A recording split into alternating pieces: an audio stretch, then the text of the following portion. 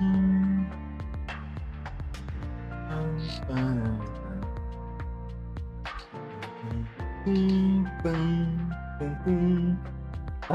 GFL2. See, today I streamed. This time I streamed, this time. And my cat is right beside me meowing for some reason. Once. Wanna say something to the mic? Wanna say something?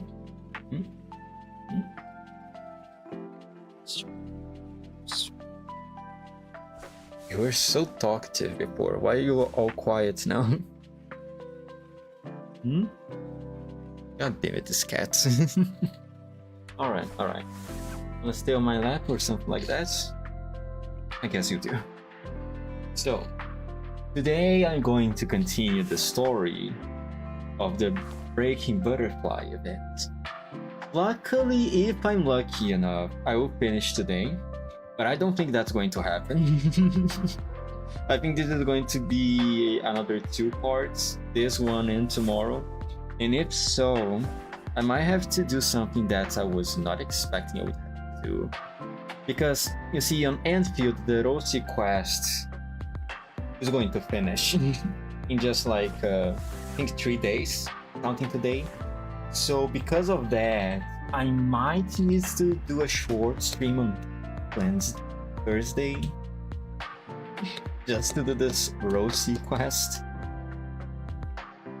which admittedly I didn't want to have to stream on Thursday, but I guess I'll have to. This is the price that I must pay for not resisting the call of the blogs and playing Minecraft instead of streaming. But oh well, what can I say? Today I will see how far I can go the next 2 hours with the story, and depending how far I go, I might decide to keep it as the usual time that I usually stream, or I do a little bit longer to finish it today. We'll see. Today I saw much more. As you can see, I have my PNG here, I have chat open. So sorry for online resident for yesterday, not seeing their messages soon enough. I have water, I have tea behind me who's still holding down. Everything's perfect right now. And so, since everything's perfect, let's get started. 7 stages, right? 1, 2, 3, 4, 5, 6, 7. Yeah. Fine luck I finished today, but I don't think that's going to happen. LS14. Moments of unsealing. The illusion can no longer hide the bullet, and no amount of suds can scrub away the split. Ooh. No. Luggage is strewn all over the small room's floor. UMP-40 crouches among the suitcases, working hard on packing them. I didn't expect our vacation request to be approved so quickly. We'll finally be able to see the seaside. Being allowed to go on a beach holiday wasn't very likely. Given our current circumstances, it's all thanks to Karen. Not only did she help us submit our application, she helped take care of all the other paperwork too. When we come back, we need to bring extra souvenirs and properly thank her. In that case, should we leave some extra space in our luggage? Let me see. We have clothes, power banks, game consoles, wetsuits, swimsuits, and sunglasses. What else do we need? UMP-40 looks up. Her gaze settles on the table beside UMP-40. I almost forgot the sunscreen. I've got it all planned out. After we hit the beach, I'm going to find a beach chair, get my sunscreen on, and then get tanned for the whole day. Can dolls get tanned? Is that even possible with their synthetic skin? 45. Make sure you help me apply it. Yeah. UMP-45 replies with a quiet word. She picks up the bottle of sunscreen and heads over to UMP-40. UMP-40 reaches out to take it, but she senses that UMP-45 is distracted. What's wrong, 45? Are you feeling sad? No, I'm not. Just suddenly remembered that I forgot to pack a few pieces of clothing. UMP-45 chuckles, then turns back to the cabinet and opens the door, pretending to look for something. UMP-40 hunch was right. She's definitely not feeling happy, but she can't articulate why. Her memories of the scene are indistinct. UMP-45 can sense that those records contain bright and happy, but for some reason, they seem out of place with the scene before. Where exactly is the problem? UMP-45 reaches out and makes a show of searching the cabinet. Then, her fingertips suddenly make contact with a cold object. Is that the bullet? UMP-45 brings her fingers together and tightens the grip around the object. When she opens her hand, she sees a piece of cool metal lying in her palm. Yeah, it is the bullets. I would imagine the same bullets that both Lainey and Lena used to get access to the records of Leva's memories. I need some water. Hold on.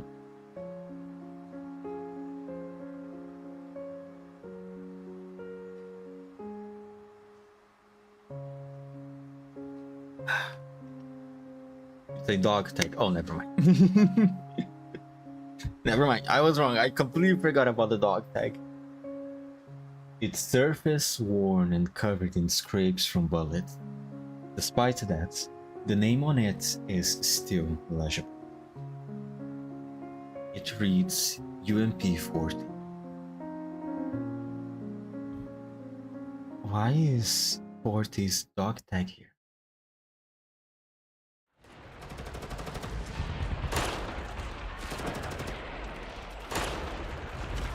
Scorching heat surrounds her and thick black smoke fills the sky. UMP-45 takes aim at the fighting that rages around her with her raised gun.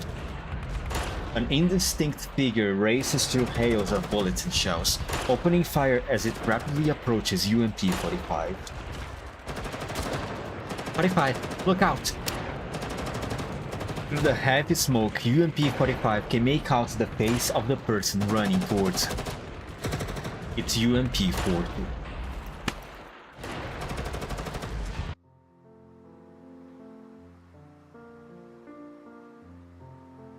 The crisp sound of one palm striking another, brings 45 back to her senses.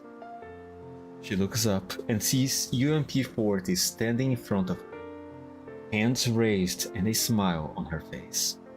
You see how conveniently she keeps distracting UMP-45, Leva, from remembering her real past. It is just way conveniently timed. All this thing is definitely, obviously, intended. This whole simulation, this whole thing. Did I scare you? What's on your mind, 45? You seem really focused on it. I called your name several times, but it didn't react at all. 40. I was looking in the cabinet and I found your... UMP-45 stops speaking before she can finish her sentence. She looks at the chest of the doll before her. There's a dog tag there, shiny and chrome. The letters UMP-40 written on it glitter under the ceiling light.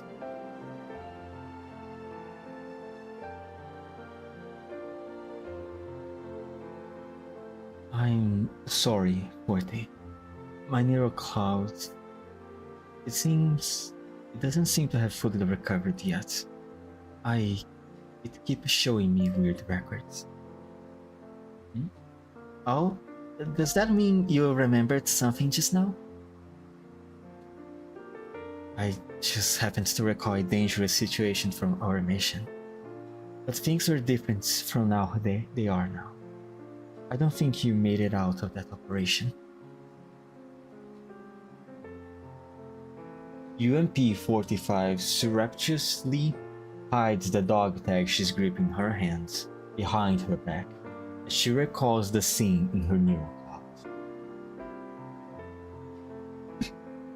cloud. And here I was wondering what was bothering you. Turns out it was just another bad dream. UMP-40 laughs and rubs UMP-45's head. Then, she reaches out and hugs UMP-45, stroking her back like she's consoling a child.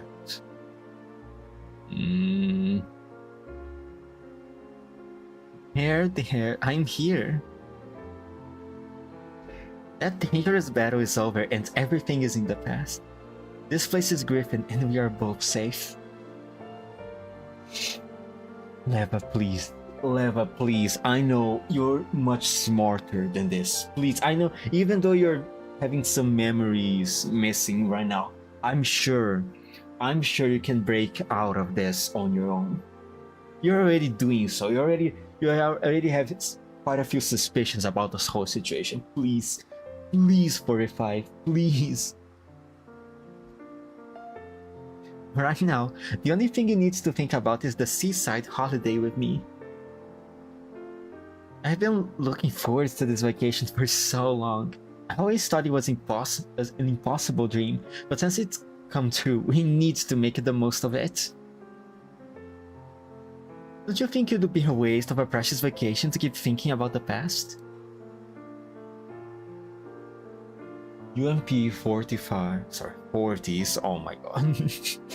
Good thing. I just started stream not long ago and I already having some trouble reading.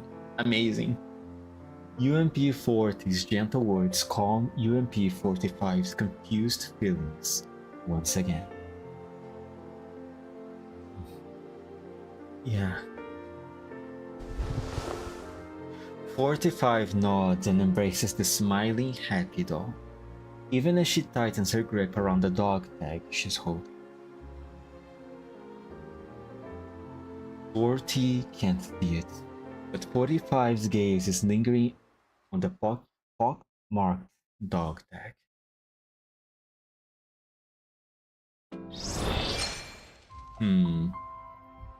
She definitely knows this is a simulation. There's no way.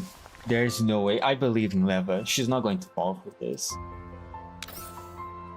LA 16. Imposter. When you rip off the mask, the cliff on which we stand crumbles too. Go.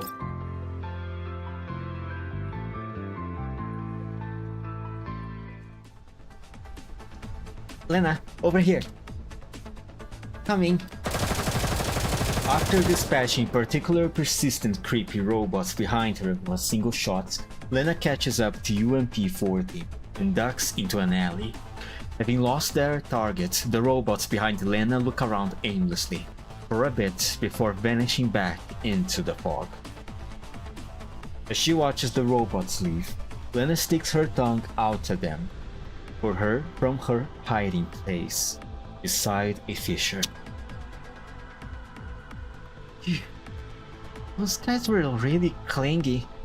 Then there's that little girl. She was following us so closely that she actually slowed us down. Yeah, she's kind of a pain. No. Leva's neural cloud is in danger. We can't let them do whatever they want to it.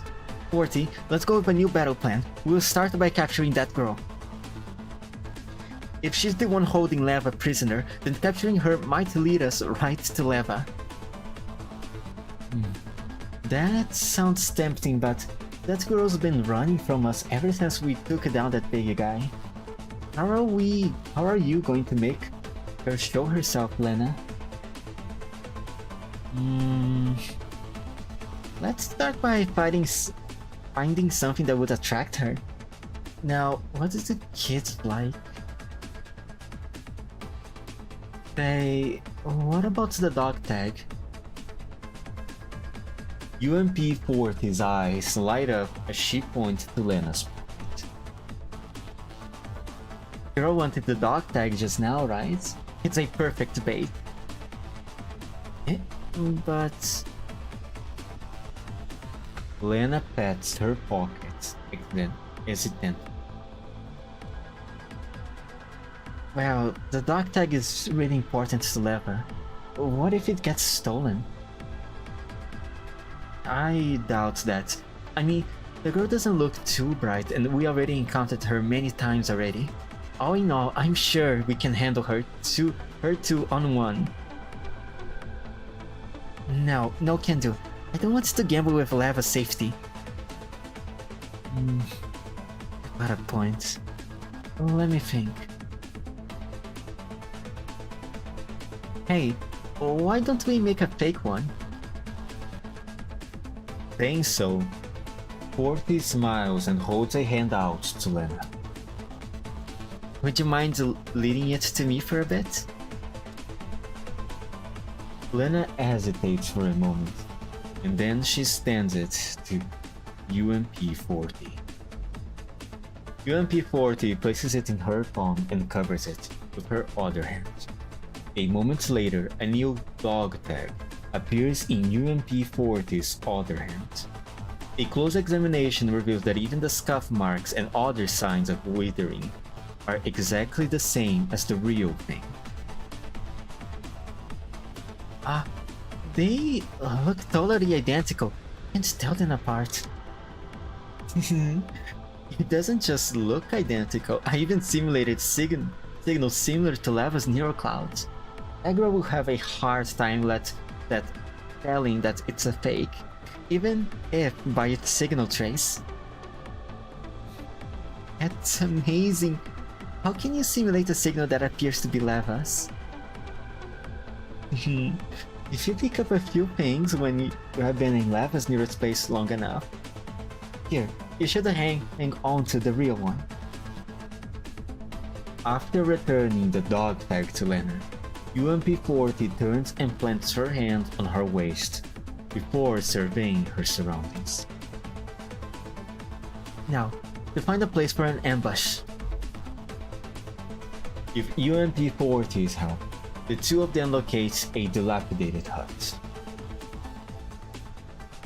That's it. I remember there was a little shack here. The robots outside have been all cleared away, so the inside should be empty.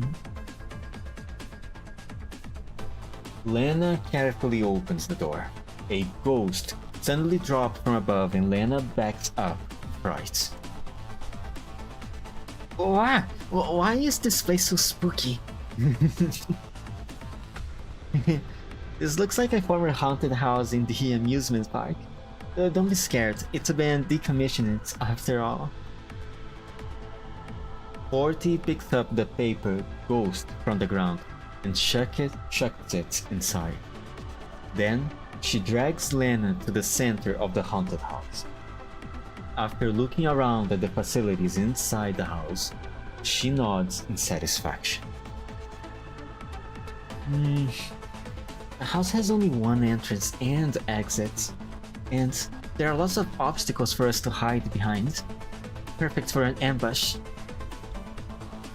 Let's put the fake tag here. 40 puts the fake dog tag on a round table, then moves behind the screen by the table and begins gesturing. I can hide here and emit a signal that's just like Leva's neural clouds data. When the girl is drawn to the tag, we'll jump out and scare her. I will go camp outside the house then. I will signal you when I spot the girl so we can coordinate our efforts more efficiently. Effectively, sorry. Alright, we'll definitely catch her now. That said, don't get too close to the house, Lena. It would be bad if she discovered us. Why do I have a really bad feeling about this whole thing? Not only about if this plan is going to work or not, but the whole dog tag copies. I'm not entirely sure why, but right now I can't really bring myself to trust 40 right now. Like, I really hope that she didn't lie to Lena and gave her the fake dog tag right now. Maybe I'm too suspicious. Maybe.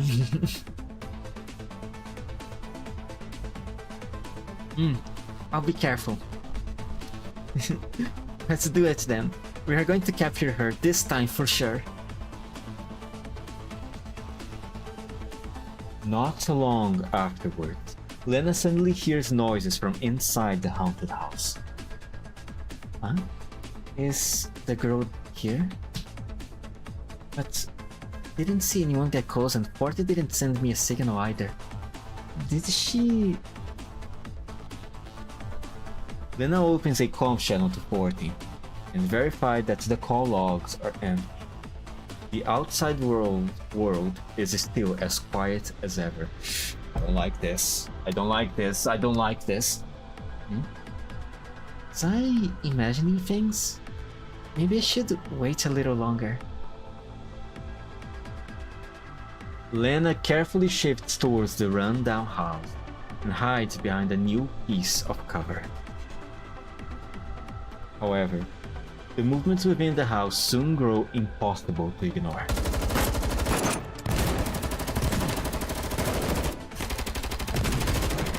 Right, those gunshots? And was that the sound of a Goliath exploding? Lena quickly opens the comms channel. 40, what's your situation? The transmission goes through quickly. Lena, we miscalculated. This room had secret passage. The girl suddenly came out of it and ambushed me. What? After she ambushed me, she fled through the passage. I chased her and found left behind by Leva.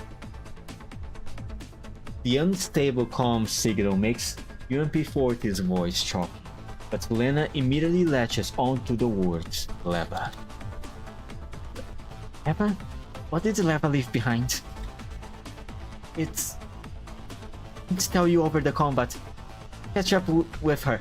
You'll definitely find a clue to Leva's location. In any case, just come quickly. I can't hold her by myself. There's a sudden exchange of gunfire and then the transmission ends. Lena immediately springs up, rushing into the house. Please don't backstab us. Please, 40, please. Hang in there, 40. I'm coming for you. After entering the house, all Lena sees is rubble. The old furniture and items inside the room have been blown to bits. The room is empty, but there's a huge hole in the corner of the house, like an inky black maw waiting to swallow Lena. 40? 40? Are you in there? The faint sound of gunfire comes from the hole. Lena grits her teeth and jumps in. 40! 40! Gunfire illuminates the pitch black interior of the In the depths of the tunnel, UMP-40 is fighting a fierce battle against the robots commanded by the girl. The girl has the dog tag in her mouth, her petite black silhouette darting nimbly between the robots. UMP-40 is hot on the girl's trail. Hey, get back here and tell me where Leva is. Oh my god, what a bitch. The girl ignores 40 and her dogged pursuit. She haughtily waves a hand and summons a pack of robots, which surround 40 and separate her from the little girl. Upon seeing UMP-40 is about to be trapped, Lena rushes forward. 40! Thank goodness he came. Over here, work with me. Okay, thank God. Thank God, thank God. It doesn't seem like she's planning to backstab us somehow right now. I had my suspicions up for nothing. Or maybe not, maybe I shouldn't drop my guard so soon. Don't know. Elena, we need to find a way to force her into that corner.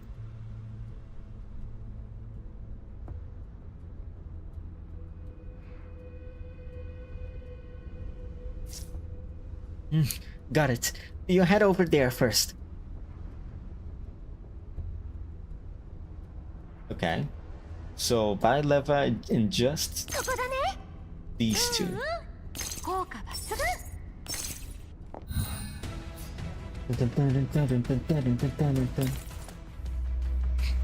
Oh, I can't walk over here? Oh, this is bullshit.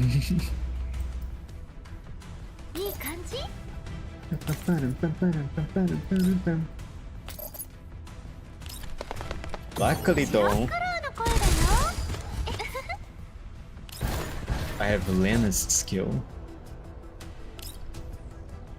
No, not worth to use the ultimates right now.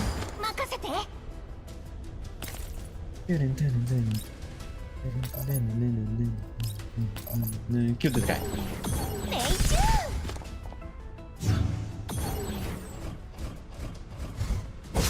Ow. Ow. Go here. Do this.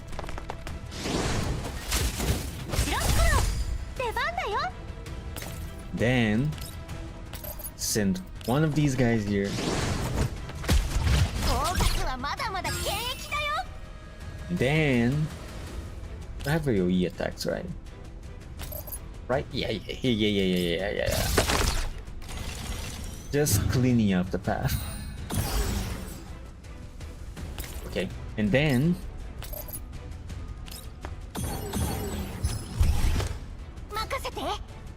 perfect. And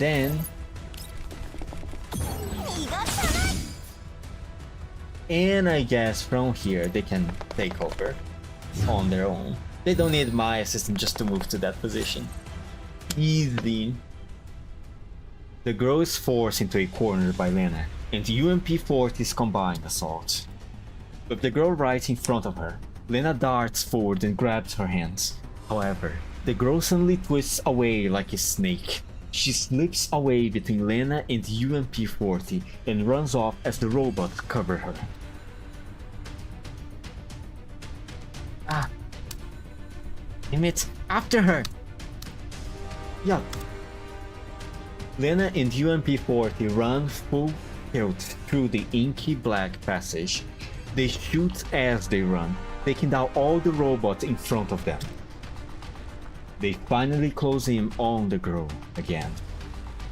However, just as Lena is about to grab the girl, she suddenly jumps and escapes them again. As she flees, the mysterious girl picks up something black from the ground and throws it at Lena.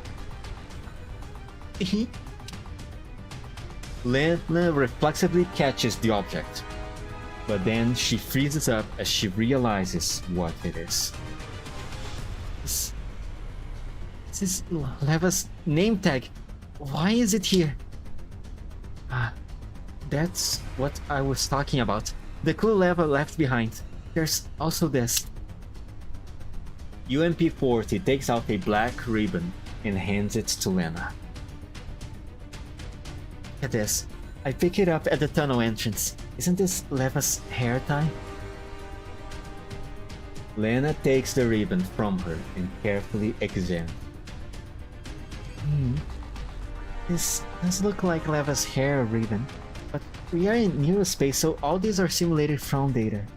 So why is it there? Did Leva leave it behind on purpose? I think so too. Maybe Leva deliberately left it behind to point the way to us. So you're saying that Leva was kidnapped from this place? Lena looks ahead with a worried expression on her face. Thanks to that brief delay from just now, the girl has already left the pair far behind. Ah, she ran off again. We need to catch her. As they sprint after the girl, the two of them finally emerge from the darkness. Phew, we're here at last. Lena, you're so fat. Ah. I can't do these screams without cringing at myself, I'm sorry. UMP-40 suddenly grinds to a halt and grabs Lena before she can run past. Huh? What are you... Less than 10 meters ahead of Lena is a yawning chasm in the fog. It abruptly cuts off the way ahead. Meanwhile, at the end of the path, the girl stands with a bratty grin on her face, on the edge of the chasm. Countless robots are climbing up the cliffs surrounding the abyss. 1, 10, 100. Their savage black forms pile up and line the edges of the chasm. Oh dear, this isn't good. Lena tightens her grip around her gun. Then she hears noise from the tunnel behind her. More of those robots are approaching them through the darkness. We have been surrounded. Yeah. Lena and UMP-40 put their backs to each other, keeping their eyes on the robots climbing up the cliff and in the tunnel. The girl at the edge of the cliff seems to sense their tension at being surrounded. She grins, excitedly waving the dog tag in her hand. Oh, what a bitch. Precious, it's mine. All mine. You too, also mine. Oh, hungry. I'm going to eat you. Into the precious. Eat, eat, eat. The girl giggles and brings the dog tag to her mouth. Her pink lips split open, turning her doll-like face into a ghastly maw that resembles a venomous trap. Fly trap, sorry, is a type of carnivorous plant. Her pearly white teeth are like jewels, gleaming in the fly trap's heart, stomping and gnashing and grinding. She takes bite after bite out of the dog tag, crushing it into fragments. Ew. Ugh. It's so gross. UMP-40 and Lena watch in horror as the girl feasts. The girl completely devours the dog tag in moments. That venomous flytrap face returns to its doll-like form, like a miracle. Holy crap, she's a total monster. How did a piece of redundant data evolve into something like that? You've got a point, but I suddenly realized that we probably shouldn't be worrying about that. UMP-40 looks like she suddenly remembered something as she points a trembling finger at the girl. Almost as she does so, the girl who is digesting the dog tag suddenly flashes them a savage, angry scowl. Oh, she realizes it's a fake one.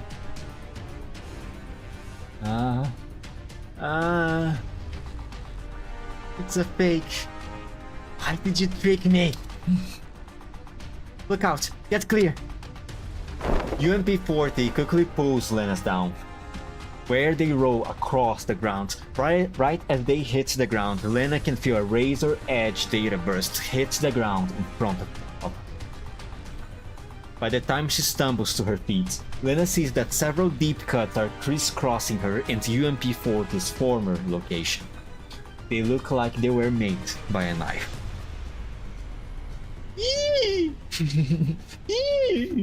These types of screens are a little funny to do, I will admit. What's going on? Is it in your head she gotten stronger? There's no way. The dog tag was fake. Or does she grow stronger after taking in sufficient data? Ah! Before UMP-40 can finish, the girl waves her hand again and launches another attack. Ah, I'll eat you all. Every last bit. You baddies. Stop staring at her and run. Lena grabs UMP-40 and prepares to flee, but there are robots everywhere. They have nowhere to go. Totally surrounded. What should we do? Should we try to force our way through? There's no escape. I can smell it. A scent of food. I'm going to eat you up in one gulp. Nom nom. What the fuck is this thing? The girl seems to have realized how helpless they are and begins acting more and more aggressively.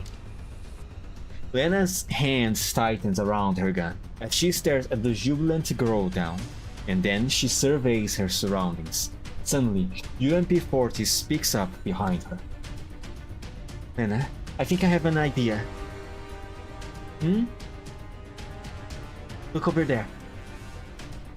UMP-40 points at the entrance of the tunnel. There's a bumper car among the robots. It looks like it's been abandoned there. I can get that car to move. Can you help me get rid of the enemies in the way? Lena seems to immediately understand UMP-40's plan, and she nods. Alright, down to it, now! As she says that, UMP-40 breaks into a sprint towards the bumper car. Lena opens fire at the same time, dispersing the robots in her way. The bullets clear a small path through the robot hordes. UMP-40 jumps and lands inside the car. Immediately after that, its headlights flare to life in the dark. The car traces a serpentine path through the hordes as it swerves past Lena's side. Several robots are sent flying while others get pinned against the front of the bumper car. One by one, the densely packed crowd of robots are forced towards the edge of the cliff. The bumper car pushes the robots along towards the cliff. The robots instinctively surround it and pile on. 40, look out! Lena opens fire on the bumper car, trying to drive off the enveloping robot. However, UMP-40 doesn't seem to be bothered by their presence. He hits the gas and drives the entire horde further forward towards the cliff's edge. Pushed by the bumper car, the throng of robots topples like dominoes, falling over the cliff one after another. Even the girl who's commanding them visibly panics and tries to avoid UMP-40 by going to the cliff's edge. Run over the child! Run over the child! Amidst the shriek of brakes, the bumper car finally comes to a halt at the edge of the cliff. UMP-40 jumps off and barely manages to avoid being surrounded by the robot. 40! Lena rushes forward while spraying fire. UMP-40 executes a tactical roll out of the horde, tossing off a grenade as she breaks into a sprint. The little red vehicle explodes in a fireball. The shockwave from the vehicle sends countless robots flying. Some of them are hanging onto the bumper car. Others are standing on the edge of the cliff. But all of them go tumbling into the abyss from the blast. The enemy formation has been destroyed in the blink of an eye. The girl stands on the cliff's edge, a feral scowl on her face as she glares at Lena and UMP-40. She gives UMP-40 a very meaningful look. I hate you. Hate you, hate you, hate you, hates family, hates outsiders, hates all of you. I'll be back to eat you too. Saying so, the girl turns and jumps off the cliff. I hope that screaming that I just didn't bother the neighbors. I would admit that was a little bit quite loud. Also, I have a tea behind me. You probably already know.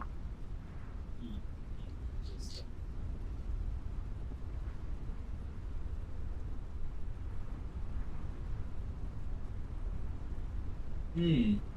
A little bit hot, but not too much. It's drinkable. Sorry for the short break. My voice is dying a little bit after all that.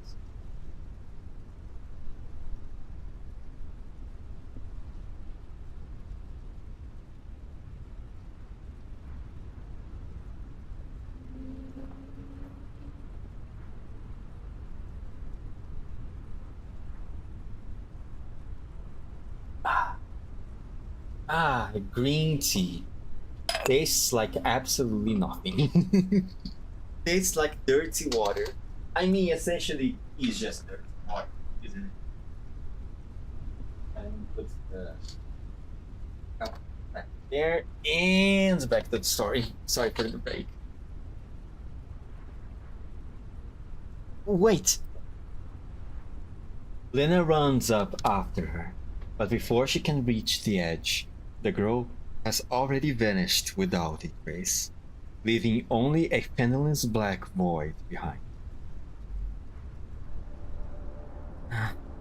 She got away again. Well, at last we managed to escape. Plus, we got rid of a big pile of robots too. Did we really get rid of them? Where does this abyss lead to? Lena looks down into the night infinite dark. UMP-40 stands beside Lena and gazes into the abyss with her. My guess is that this cliff is like those fissures we encountered along the way. They're all formed from the instability of lava's neural clouds. Perhaps it's her level 3 down there. Maybe it's a data recycling area, or maybe it's just an unknown interstice in lava's neural space. But the only way we can know for sure is if we dive in. In other words, we have no way of knowing where the growth fled to, right? Yup. And just jumping down there would be too rash. What if there's an ambush waiting for us? But... trust me, Lena. This is just a temporary retreat. You'll have another chance at this. UMP-40 gently pats Lena's shoulder. Lena doesn't say anything. She lowers her head and gently caresses the name tag and hair ribbon in her hands.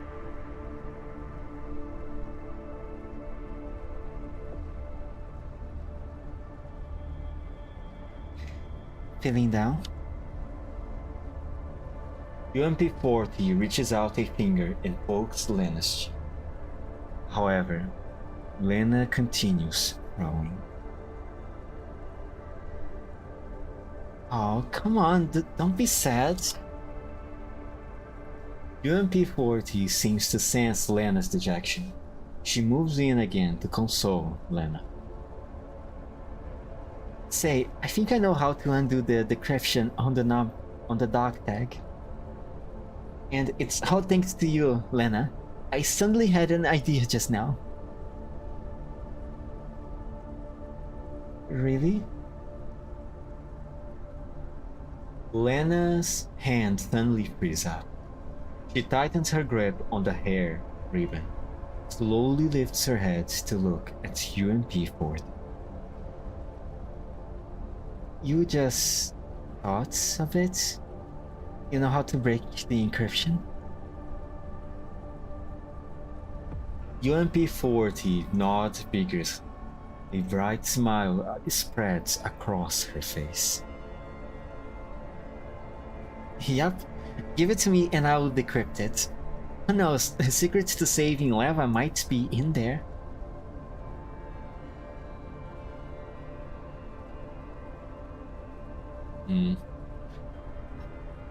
You know, 40 is...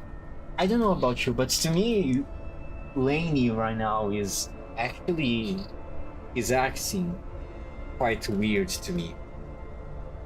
I don't know, since we came here, no, in fact, since she asked for authorizations to be able to do the cleanup of the redundant data, I have this little uncomfortable feeling with me that I can't really bring myself to fully trust her after she made that request. Like, I don't think, at this point, I don't really think that she's planning anything malicious, but to me, definitely feels like she's hiding something. I mean, it wouldn't be weird since she essentially did pretty much the same thing during the butterfly incidents, but I feel like she's hiding something, because especially right now with this dog tag, for example, when they first got to the dog tag and discovered that it is an encrypted data with it, she completely disregarded Elena's suggestion of trying to decrypt the data inside it. But right now, she seemingly knows how to decrypt it and is willing to do so.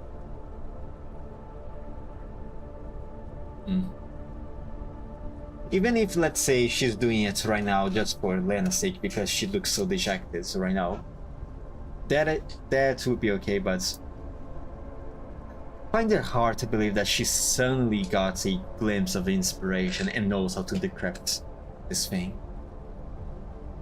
To me, it seems much more like that she knew how to do that from the very beginning, but for some reason she chose not to do it at that moment. I don't know. I don't think she's evil, but she's hiding something. At least that's the impression that I get from her. The secret to saving Leva is in the dog tag? Lena suddenly stiffens up. Things are playing out in her neurocog, telling her just how strange all this is. That's right. Lena agrees with me. This is weird. There's something weird going on here. Oh? I don't think we need to be in such a hurry. You're in a hurry to decrypt the dog tag because you're looking for clues about Leva, but we don't even know if it contains anything we can use. If Leva encrypted the dog tag, then the info might not necessarily help us find her. Also, the girl can't even speak in complete sentences, so I don't think she's capable of doing it. With that in mind, the dog tag might not actually contain useful information. So rather than waste time on decrypting the dog tag, clearing the redundant data would be a more meaningful use of our time. In fact, not being able to decrypt the dog tag is because of interference from all the redundant data. I'm willing to bet like that. Who knows, once we clear all of it, the comms problem might clear up by itself and maybe the dog tag's encryption will fade away.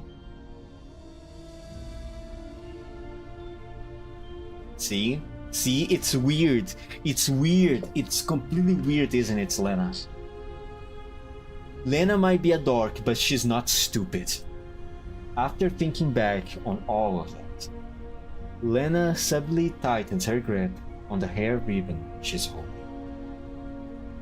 Like UMP40 said, the hair ribbon is made of data. It's a clue that Leva left behind to guide. Lena's been repeatedly checking both the name tag and the ribbon in order to find anything which could help her out.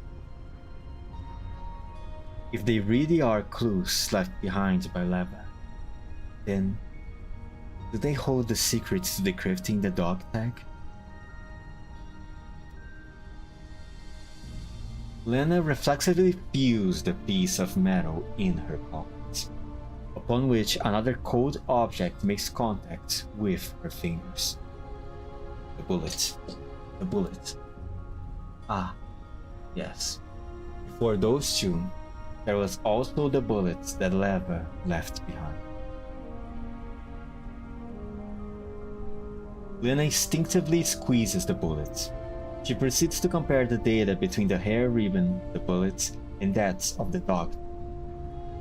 However, the further the analysis progresses, the deeper Lena's frown grows. What's wrong? You look pale, Lena. Are you not feeling well? UMP-40 tries to touch Lena's forehead, but Lena suddenly backs off. I can't. 40. I can't give you the dog tag. Lena shakes her head. If Leva truly encrypted the records inside the dog tag, then this must be very precious and Leva would have cherished it dearly. That's why I'm going to help Leva protect it. That's my duty as her little sister. Huh? What's got into you, Lena? Is this some kind of new joke? I don't really get it. I'm asking for it because the information it's really important. That way we can decipher the data on it ASAP. Are you mad because I kept you from chasing that girl just now? If so, I apologize. No, that's not it. Lena shakes her head again and stares at UMP-40. Her expression turns grim. 40. Tell me something. Is Leva really being held prisoner by that girl? Huh? Why are you asking that all of a sudden? Of course she is! I saw it myself! But that girl didn't even know how to tell the fake dog tag apart from the real one. So how could she possibly hold Leva prisoner if she isn't at least that smart? But I definitely saw her... 40. Are you sure that was Leva you saw? If Leva dropped her belongings in that passage, does that mean Leva's being held by that girl? Neither this cliff nor the passage shows any sign of Leva fighting anyone here. Unless... Huh? Yeah, You've got a point, Lena. Did I remember things wrongly? After all, Leva's neurocode is very unstable right now. Maybe they passed through here in the past, but there was no cliff, so they went by another route.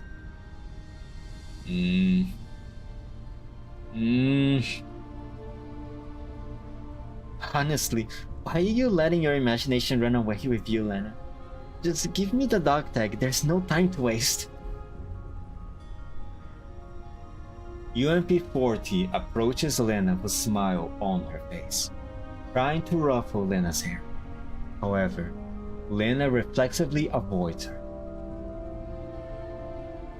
UMP-40 freezes up, then pulls her hand back before smiling bitterly. What's the matter with you, Lena?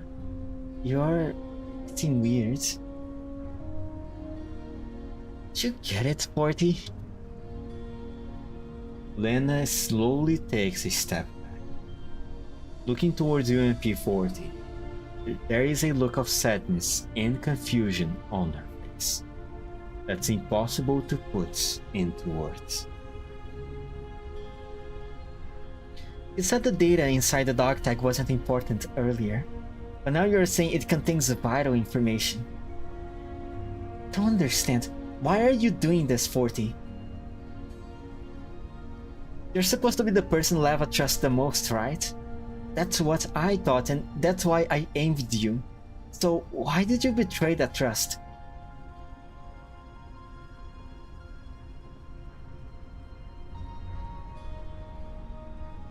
Lena, what on earth are you talking about right now? I have to show you what I mean. Lena smiles bitterly and holds up the hair ribbon.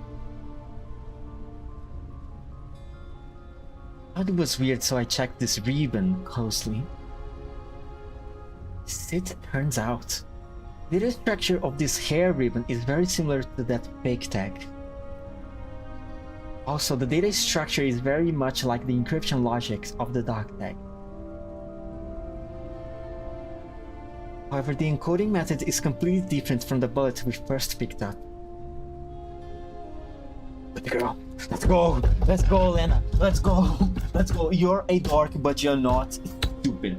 Let's go, Lena. See, this is why Lena is so special. This is why she's so good. Oh my god, what an amazing doll. Oh my god. Oh my god, she's so good. She's so good. She's so special. UMP-40 scratches her head in confusion. Sorry, Lena. I don't understand. Stop playing dumb, 40! You knew, didn't you? You knew the bullet we first found contained records from Leva's neurocloud. It definitely belonged to Leva. And then said the hair ribbon was left behind by Leva, but the ribbons and the bullet's data structures are completely different. Also, you said the dog tag's inscription was due to interference by the redundant data, but the ribbon's data structure and the dog tag encryption were both identical to the fake one you made. Are all these really just coincidence, 40? Lena's brow furrows as she looks at UMP-40, but 40 merely rubs her forehead. Lena, are you suspicious of me? Do you suspect that I was the one who kidnapped Leva and did everything we encountered on the way here? Are you making me out to be one heck of a villain, you know? I might have lived in her neurospace all this time, but not that incredible, you know? Isn't it possible that this is just a structural abnormality caused by the damage of Leva's neurocloud? Really? I doubt it. Lena slowly clenches her fist. I heard the robots always avoiding you on the way here. The girl seems familiar with how we fought. She managed to escape us when we flanked her in the tunnel. Then on the cliff, you used the bumper car to knock the robots away, but the girl was knocked further away from them before, which led to her escaping in the end. Also, the area before the tunnel was just a pile of rubble beforehand, but then you suddenly discover a bumper car there. Isn't that very strange? That's because I know Leva's neurocloud well. Is it? Since you know Leva's neurocloud so well, how did you not know there was a secret tunnel underneath the haunted house? Boom! Boom! Sorry, man, I love Lena. I love Lena. Can you tell that I love this girl? Uh-huh. Eh? You were the one who pointed out the haunted house for the ambush, weren't you, 40? Yet you didn't know there was a tunnel in there. Was that really an accident? Or were you keeping it hidden? And isn't it a coincidence that every single action we took was suggested by you? This is making less and less sense the more I hear of it. 40 rubs her forehead in frustration again.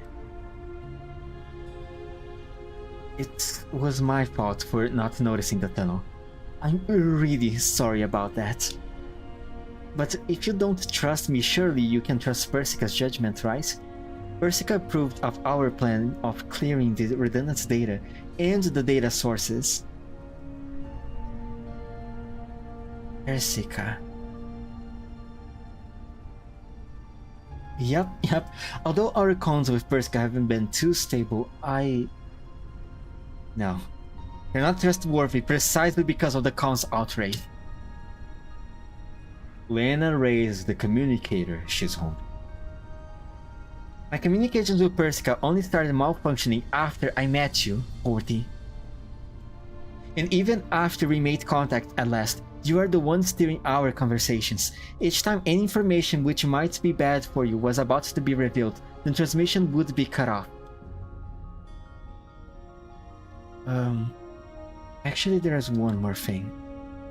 40, do you feel like you're being affected by the redundant data? Me?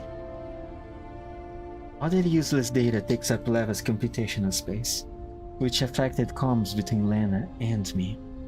Since you are always resident in her neurospace, you're kind of...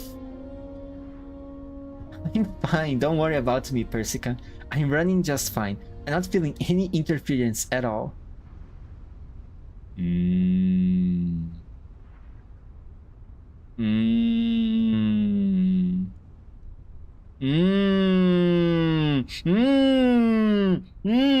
Sorry. I need to drink some water.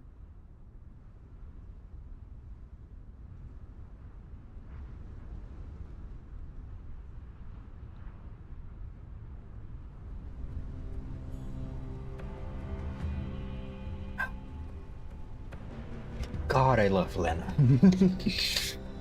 Back then, Persica was asking you if you are being affected by redundant data, wasn't she?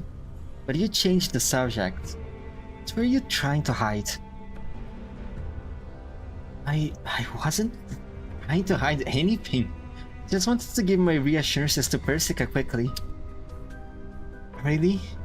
So, just what is this important information hidden inside the dog tag anyway? After I got the dog tag, comms were still cut even after the fog dispersed. I didn't have a chance to ask Persica about the truth, and Persica didn't have a chance to reveal any information that would be disadvantageous to you.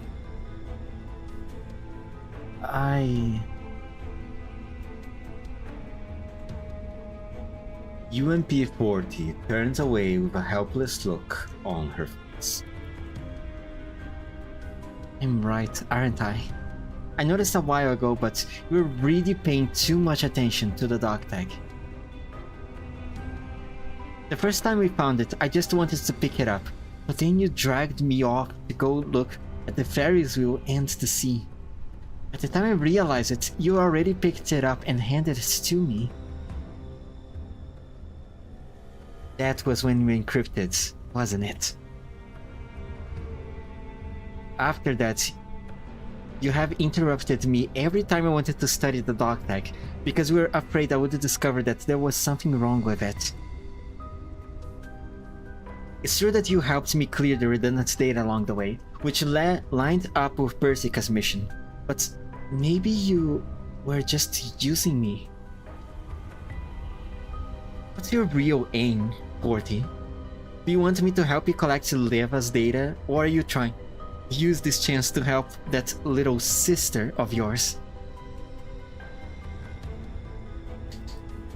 I heard it, you know. The girl called you family just now. She's always been pretty close to you two, hasn't she?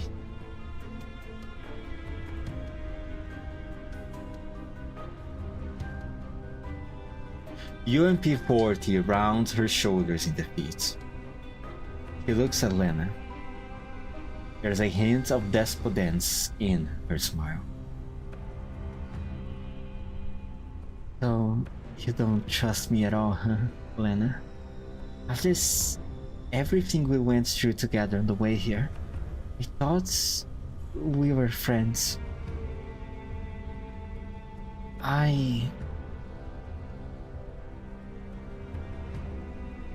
Looking at 40's dejected smile, Lena hesitates for a moment. Don't be guilt-tripped. Don't be guilty-tripped. Please, please, Lena, I believe in you. I believe in you. You're the best UMP. You're the best UMP sister. I believe in you, Lena. Please, please, please. All the events that occurred along the way here flash past her eyes again. She remembers Forty's bright smile when she was consoling her, and the dust covering Fortis after that explosion. Even now, the scars from those battles remain on UMP-40.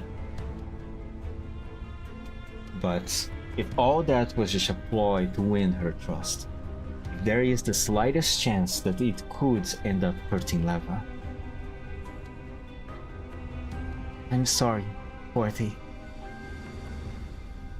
Lena looks UMP-40 in the eye.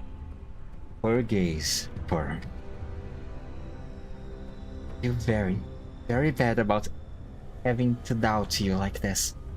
For Leva's sake, I cannot trust you.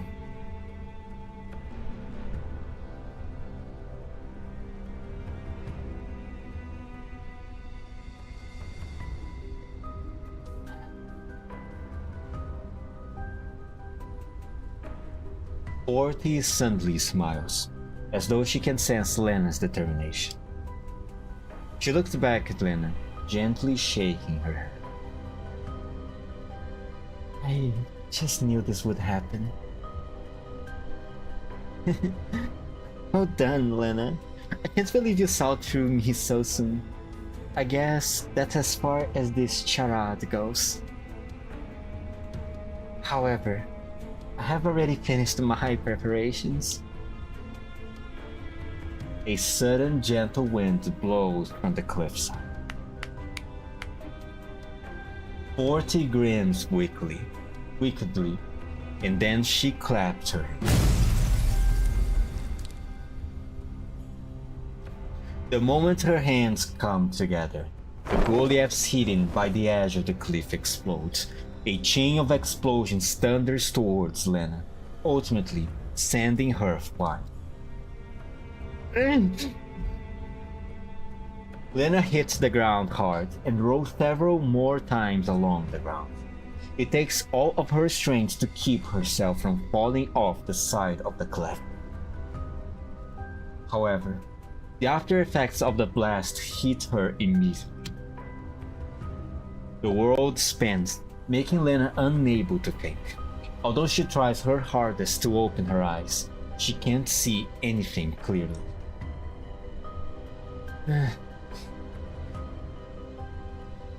I'm sorry. Did that hurt?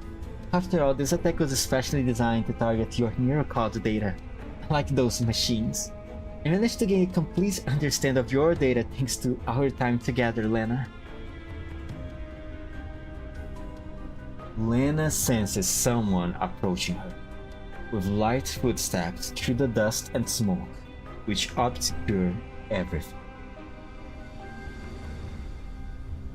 A shadowy figure looks down on her immobile body. Then it bends down and takes a glittering object out of her pocket. Fuck me.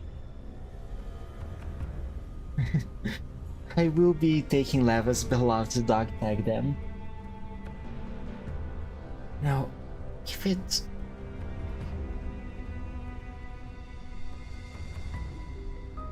Lena tries her best to grab her, but Forty effortlessly avoids Lena's grasp. Nope, this is mine now. Why? Lena's hoarse words make Forty pause for a few moments. Looking back down on Lena, she smiles thinly. Do you really want to know, Lena? Alright then, I'll satisfy your curiosity. The figure tosses the dog tag into the air. There's a flash of lights, and then the murky records from before play out clearly before Lena's eyes. However, I must remind you that the simulated UMP-40 you insist on extracting was essentially created by the Parablu virus. While the simulated persona has shown no signs of trying to take over its host, based on UMP-40's personality, no one can guarantee that it won't in the future. Are you sure you want to keep her? Not the real 40, you know. I know it isn't the real 40, but I still want to keep it anyway. Actually, the secondary processing core you want doesn't need to have a simulated persona assigned to it. You can completely delete the persona, which would not only remove the potential risks of the paraplu virus, but it would also simplify maintenance going forward. Also, if you keep it, you'll have to face the risk of a paraplu virus outbreak someday. 45. Have you really thought this through? I know what I'm doing.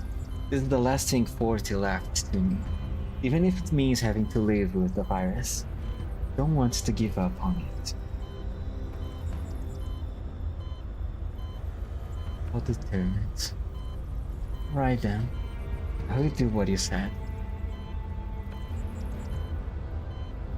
UMP-45 nods. Persica looks at the monitor and begins typing at high speeds. UMP-45 falls silent for a moment, and then she suddenly speaks. Persica, can you keep this a secret from the others? It's not often that you ask me for a favor, so don't worry. I will keep this a secret.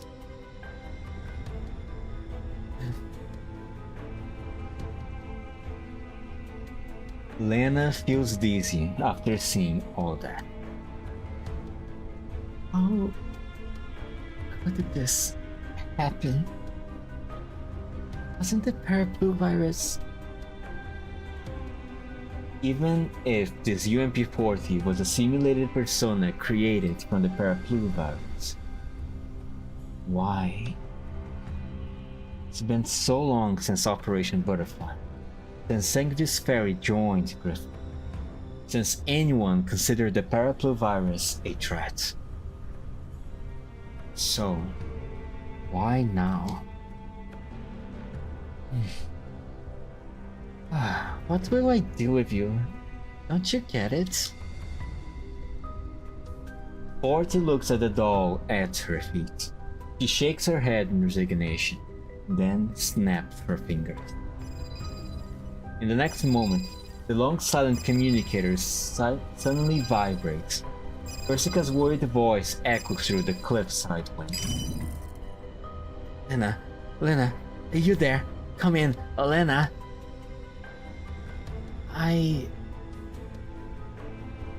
Picking up abnormal data fluctuations in Lena's neural clouds.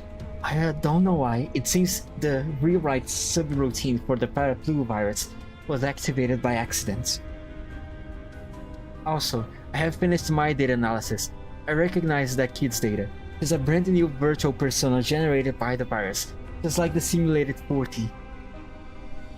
Lena, the paraplu virus instinctively consumes and overwrites the host's programming. You need to get away from the simulated UMP-40 ASAP. Got that? Lena? Another finger snap suddenly cuts Persica's words off. 40 smiles, then bends down and flicks Lena's hands. You get it now, Lena? There's no reason why I did all this. I did it because this is my mission and instinct as a creation of the paraplu virus. Agro and I used to be the same.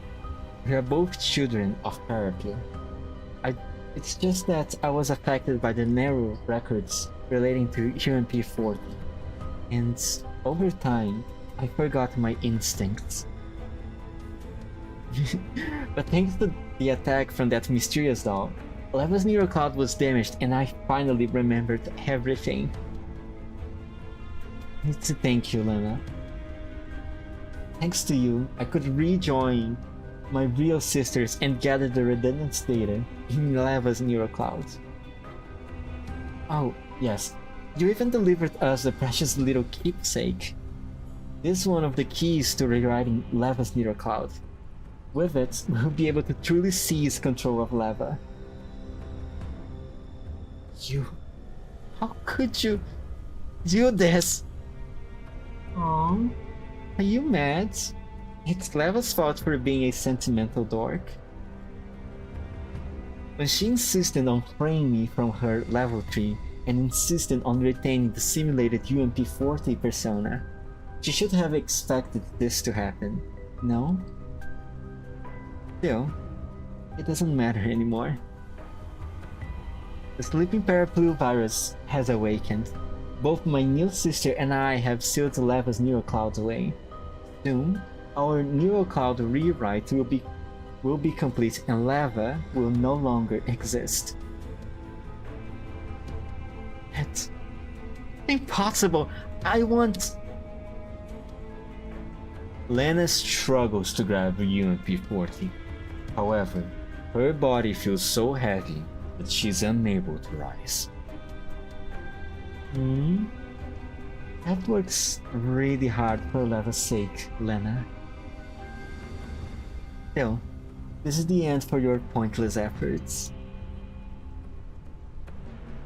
40 walks over to the edge of the cliff. Looking over the edge into the pitch black abyss below, she smiles. You know, I've always been curious about just where the bottom of that chasm leads. And so I've decided to make it your new home, Lena. Oh, fuck off. Don't worry, I will tell Leva that you threw yourself off a cliff and sacrificed yourself heroically to save her. Seeing as how I have lived with Leva for so long, I will allow her to keep her memories, even if I rewrite her neuroclouds. Oh, and she can mourn you and the dead UMP40 forever. Doesn't that make you happy, Lena? After all, I've always been worried you can't keep up with 40, haven't you? Once you die, you will have the same place in Leva's heart as her. Therefore, it's goodbye, Lena. Remember to thank me.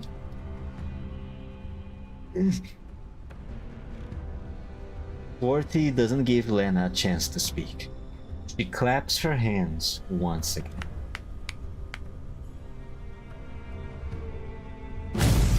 The crisp sound is accompanied by deafening explosions from the base of the cliff. Lena feels her body tremble. The ground heaves beneath her. The cliff is collapsing. Rocks crumble and dust fills the air. Amidst the thunderous blasts, UMP40 takes the dog tag, pivots slightly on her heel, and leaves. Lena, on the other hand, falls alone into the infinite darkness.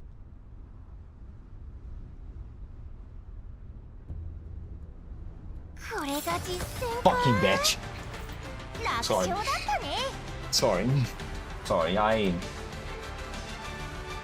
I shouldn't lose my composure like this, but God. Fucking. Continue.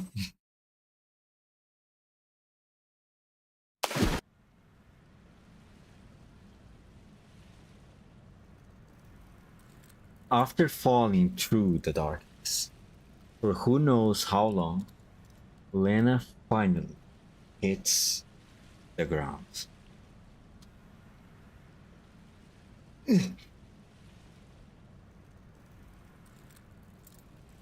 The hard impact she expects never comes. On the contrary, she is gently enveloped by a warm current. Lena pokes her head out of the warm and moist wave. A cerulean expanse is spread out before her. Golden sunlight rains down from above, and the sparkling waves are so brilliant, Lena has trouble opening her eyes.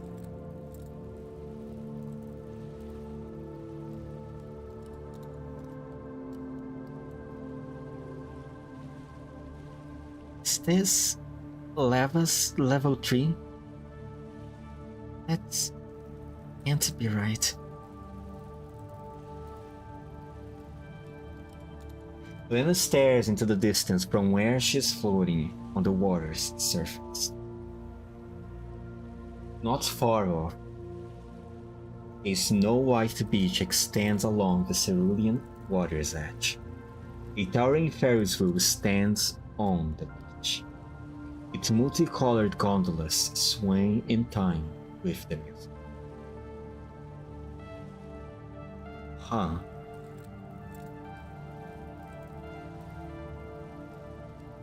Is this the seaside from before? But how?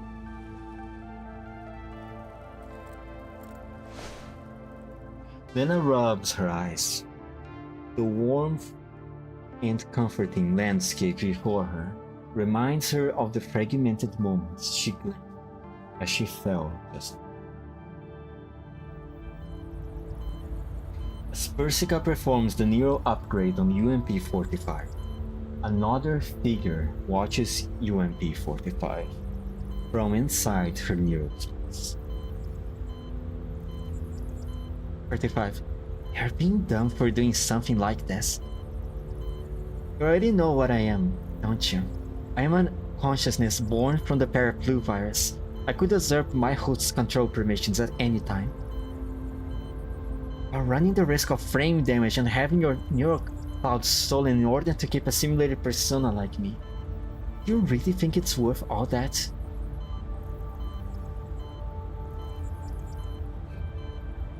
This isn't the first time we had this conversation, is it? UMP-45 silently studies UMP-40. Yeah.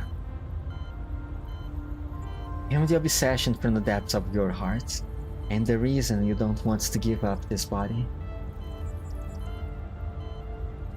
Didn't want to abandon the past back then. Is that still true now?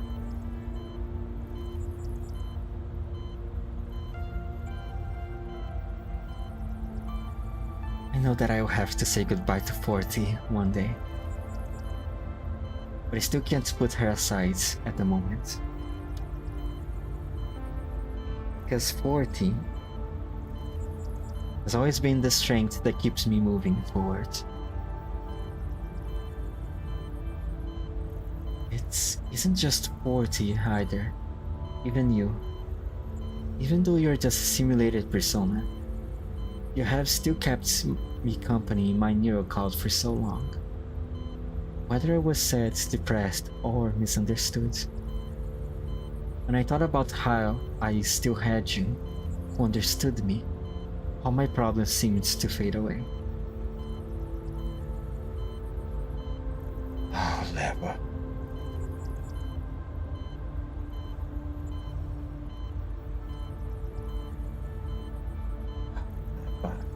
Really? Damn it.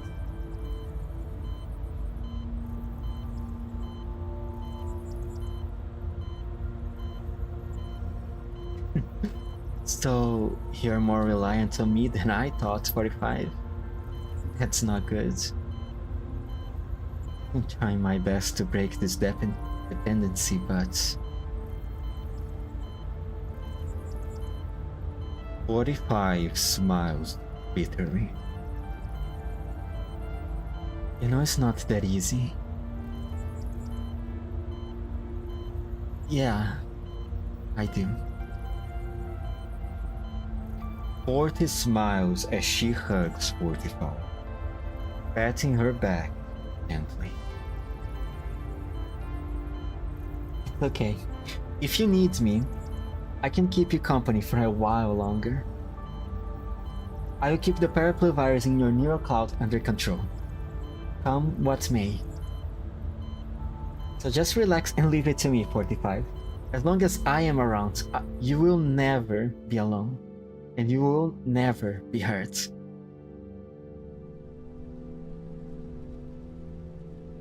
You get it now, Lena? The reason why I did all this, I did it because this is my mission and instinct as a creation of the paraplu virus. Aww, are you mad? It's Leva's fault for being a sentimental dork. When she insisted on freeing me from her level 3 and insisted on retaining the simulated UMP persona, she should have expected this to happen, no? Lena slowly swims to the shore as the waves lap around her. Various scenes from her neurocloud flicker before her eyes, keeping Lena from seeing 40 clearly. Which of these is the real 40? You say we're going to keep the paraplu virus in check? Why did you do that to Leva? What were all these years ever for? As Lena thinks back on the years she has spent with 40,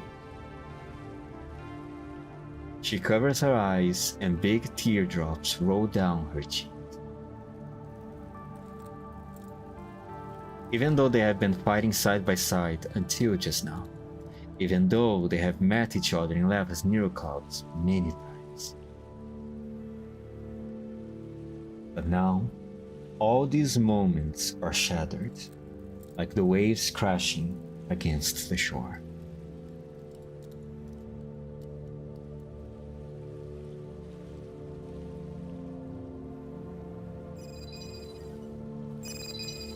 The sudden sound of an incoming transmission interrupts Lena's tears. Oh wow, she can receive transmissions in level 3? That's awesome. Lena, do you read me? Persica? Finally. Persica? 40 tricked Leva. She and that paraplu girl ganged up to seal off Leva and they double teamed me. What should I do? She took Leva's dog tag too. Lena sobs as she explains the situation to Persica. After hearing Lena's tearful narrative, Persica signs quietly.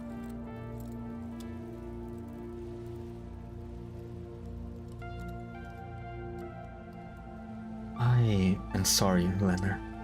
The development of the paraplu virus in Leva's neurocloud and the change in 40 were beyond my expectations. How does that mean Leva's going to be rewritten now? What should I do? On the other side of the transmission, Persica goes silent for a while, and then she quietly speaks. Leva isn't beyond help, Lena. You still have a chance. I still have a chance? Of course, I have told you before, the most efficient way to deal with Leva's neurocloud issues is to reset her old gas system and eliminate UMP-40's data. Earlier, I ruled out that idea because I thought Leva wouldn't agree to delete 40, and 40 didn't pose a direct threat to her anyway. However, now that 40 has been infected by the paraplu virus, it would be better for Leva to just delete her data. But... Lena reflexively interrupts Persica. What? Are you still worried that Leva won't agree? Yeah, Leva doesn't know what's happened to 40, so if we just delete the data and have Leva forget 40, won't we be doing the same thing as that weird doll? It's so many years, but Leva's refused to give up on 40. Even if we have to delete 40 for Leva's good, we have to at least tell Leva the reason for it. And besides, For some reason, Lena remembers the sparkling, sunlit scene from before. That nameless warmth and Forte's brilliant smile makes Lena want to approach her again and get an answer from her. Oh my god, Lena is so special. She's just so sweet. I'm sorry. I'm sorry, but I just really love Lena. I know I love all the dolls. Okay. I love all the dolls. But I'll admit, that's to me, Lena is the most precious one among the UMP sisters. I'm sorry. That's just how it is. That's just how it is, okay? I'm human, alright? And I can't help having my favorites. And Lena is one of them. She's just so... Oh man, she's just so cute. What can I say? What can I say that haven't been said yet?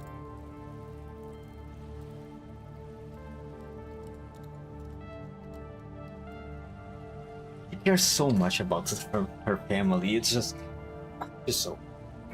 she's just perfect. Sorry. I want to ask Forte why she betrayed Leva. I don't believe she would betray a friend of so many years just because of the paraflu virus. I need to find her and figure all this out. Even if the answer is a cruel one, I need to tell it to Leva. There's going to be another way, right, Persica? Do I still have a chance of fighting Forte now? I know it might be hard, but since I promised to protect what Leva cherished, I can't just give up now. Persica can feel Lena's determination, and nods. Indeed, there is another way. According to what you said, Forte threw you off the cliff. However, you didn't end up in an unknown space, but landed in the sea instead. Is that right? Yes. I don't know why though. Could the neurospace instability have messed with Forte's plans? Perhaps Forte really did want to kill you off, but you escaped by some stroke of luck. In that case, you should have a chance to find them. Persica's fingers fly over her keyboard as she says this. After that, the emitter Lena is carrying begins to glow. Huh? What's this? Another button on it? Curious, Lena pushes the glowing button, not even asking what it does. She just presses and stuff. When she received this little cube, I think it's a cube thing, right? When she received this device thing for the first time, she did the exactly same thing. She didn't even ask any questions. She just saw the button, just, ooh, button, boop, boop, boop. God damn it. God fucking damn it. A laser beam shoots forth, hanging in the air and pointing towards a certain direction. I upgraded it for you. The program now has a command to track Forte's neurocause data. When you push the button, the beam will point in her direction. That way, you will be able to find her. Oh, yes. One more thing. A ray of blue light suddenly sweeps over Lena's body. I fixed up the data that got damaged during your previous battles. Thank you, Persica. Thank you so much. I don't know why though. I think it is a mistake, perhaps, from the translation. We keep referring her to Persica, which is correct, her real name. But then her name here is shown as Persicaria. But Persicaria is the AI created based on Persica. It throws me off a little bit, but eventually it's not that big of a deal, but it can make things a bit confusing. It would be especially confusing if we have both Persicaria and Persica in the same story right now, which having mistakes like this is extremely detrimental, but right now it's not that big of a deal. But I hope it gets fixed in the future. Wow, I feel so warm and toasty. And your cloud's much more comfy now. Thank you, Persica. Yep. Go on then. From what I can see of Lava's Neurocloud's data, the rewrite isn't complete yet. You should be able to make it if you hurry over now. If there really is a way to save Lava, it's all up to you. Understood. Lena wipes away the lingering tears on her face and nods earnestly. Relax, and leave it to me. I will never, ever allow Lava to be rewritten. She's so precious. She's so precious. She's an angel. Oh, he keeps going.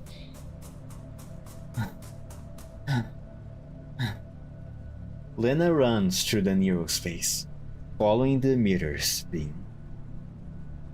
However, the landscape gets more barren the further she flies. It is as though Leva's neurospace is being degraded by the fluctuations of the redundant data. Finally, Lena finds herself in a patch of open wilderness.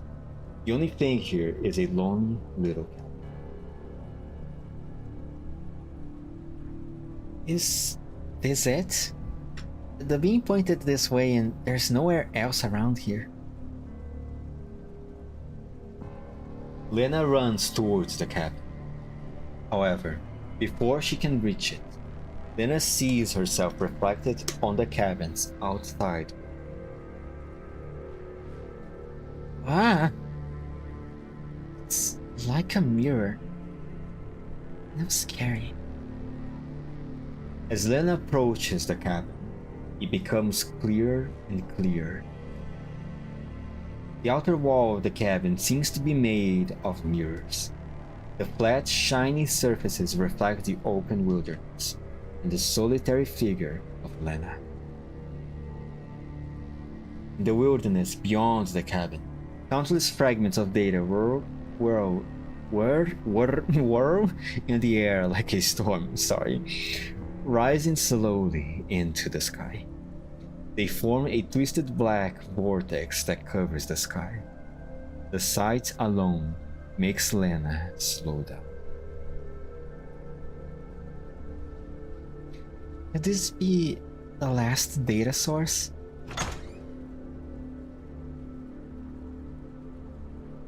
The door to the mirror cabin suddenly opens. As though in response to Lena's voice, UMP-40 leans by the door, a smile of approval on her face. 40! Upon seeing 40, Lena rushes over to her, stopping just outside the cabin. 40, what have you done? Why did you seal Leva away? Why did you lie to us? Huh? What a surprise. This is the most secret place in Leva's neurocloud, but you found it so soon. Looks like Persica's little toy was pretty handy. Stop changing the subject and answer me! Lena, you sound so mad. Answer me! Why did you do it? Didn't you tell Leva that you could control the Paraplu virus? Lena, aren't you getting something wrong? Why would I want to control the virus? I am the virus. Taking over Leva's neurocloud is my real mission, isn't it? Why you... 40's smile feels utterly alien to Lena. She tightens her grip around her gun and glances warily at UMP-40. while inspecting her own reflection in the mirror.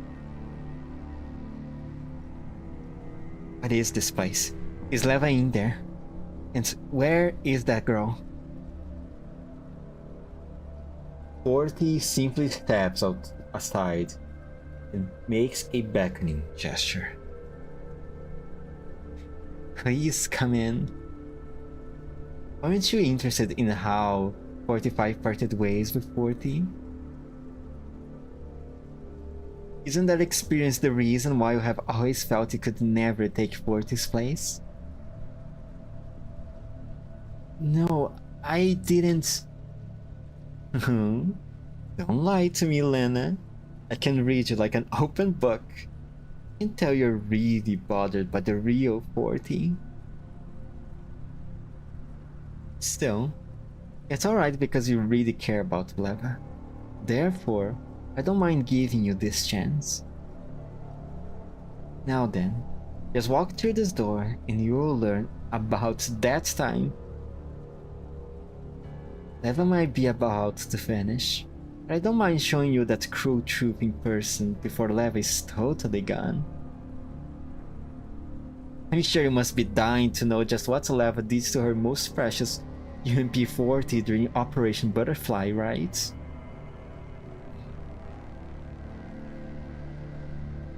Cut the crap. Leva would never do anything like that. Oh, Lena.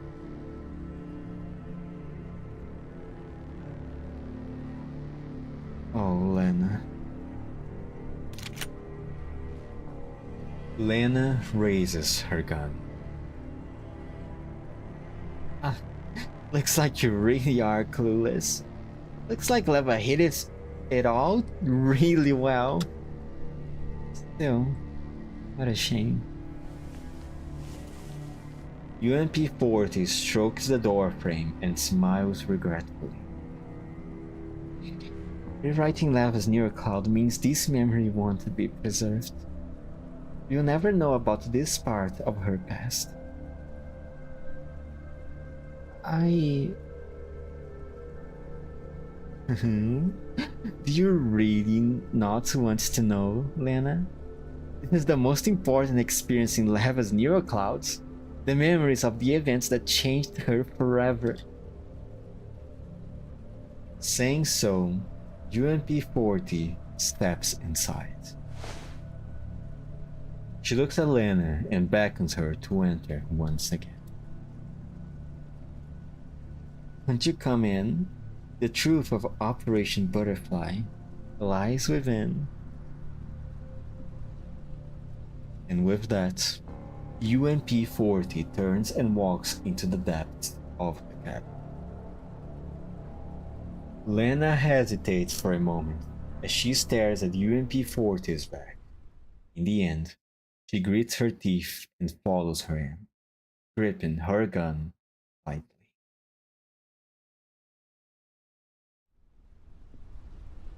Keeps going, holy. This is the second time that he picked me like this. Fire.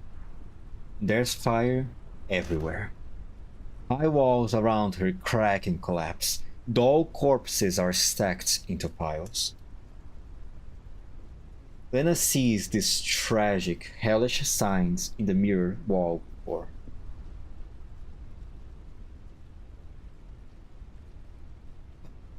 What's all this? Why is this happening? As she walks through these awful scenes, UMP-40 turns around almost playfully and gives Lena a mournful.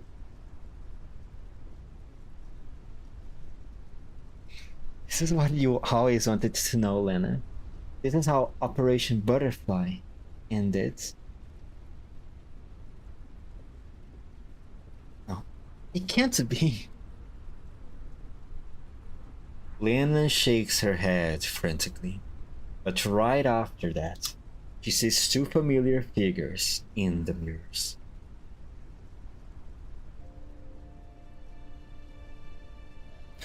Oh wow, we are even using the same CG from...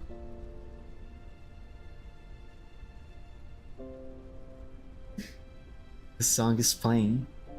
Now then, 45. Time to choose. Choose? Choose what?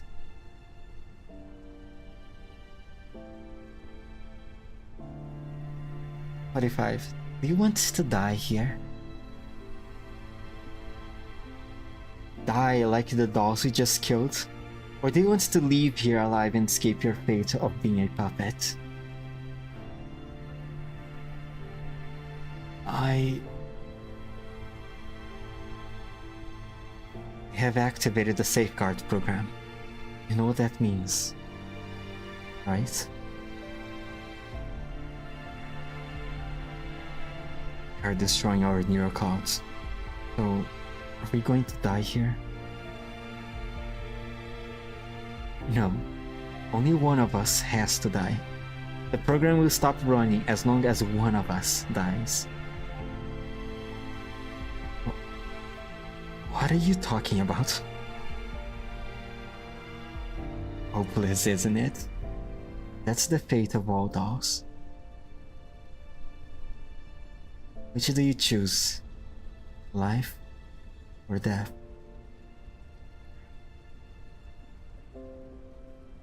Answer me.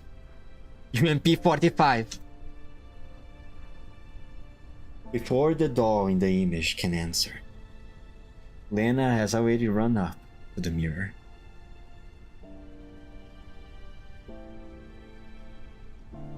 She pounds on the mirror, trying to stop the event from unfolding.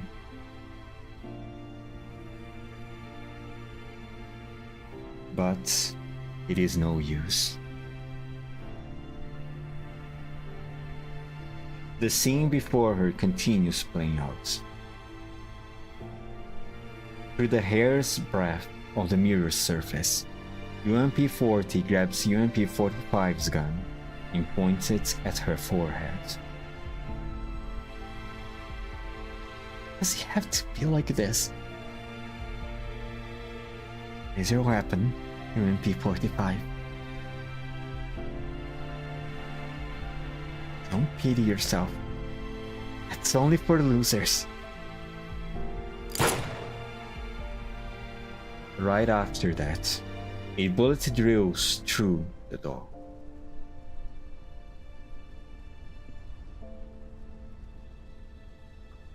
I was about to try to voice over that, but I don't think I have the voice for it. I don't think I have the skills for it.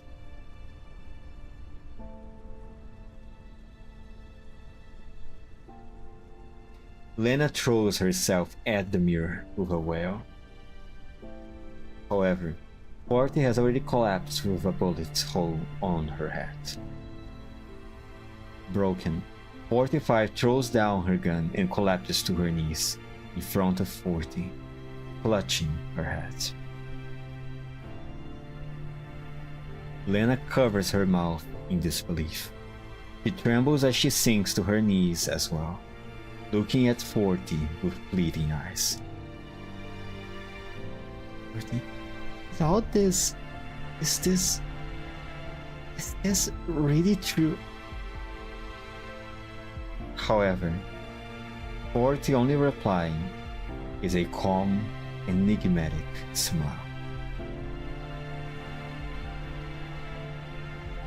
Yes, it is. Back then, 40 and 45 took part in the operation while obeying a secret order. But 45 didn't know that she and 40 had long since been infected with the paraplu virus. And so, while her teammates were still searching for Sangvi's fairy legacy, the paraplu virus was suddenly activated and all the participating dogs were infected. The Griffin dolls slaughtered each other there. That's Sangvi's fairy plan.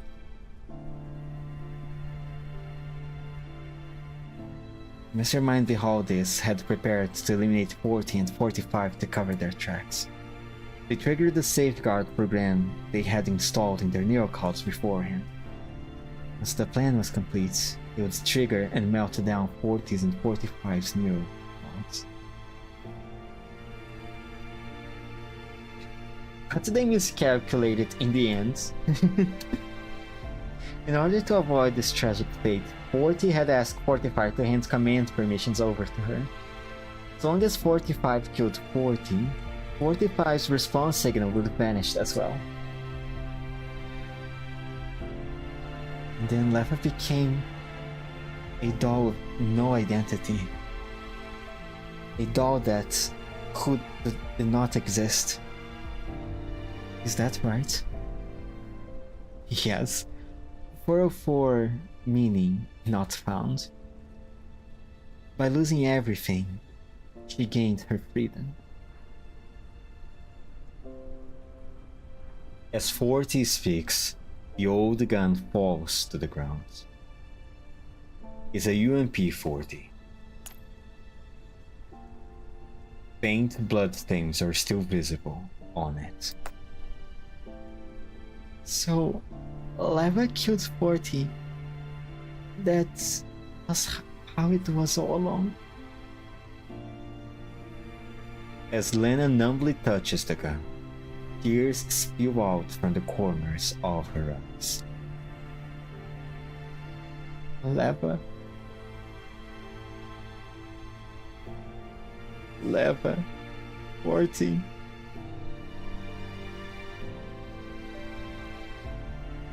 So that was what really happened. So that was what really happened. In order to survive this fated tragedy, 45 was forced to murder 40. Lena squeezed her eyes tightly shut, but the tears won't stop. She understands everything.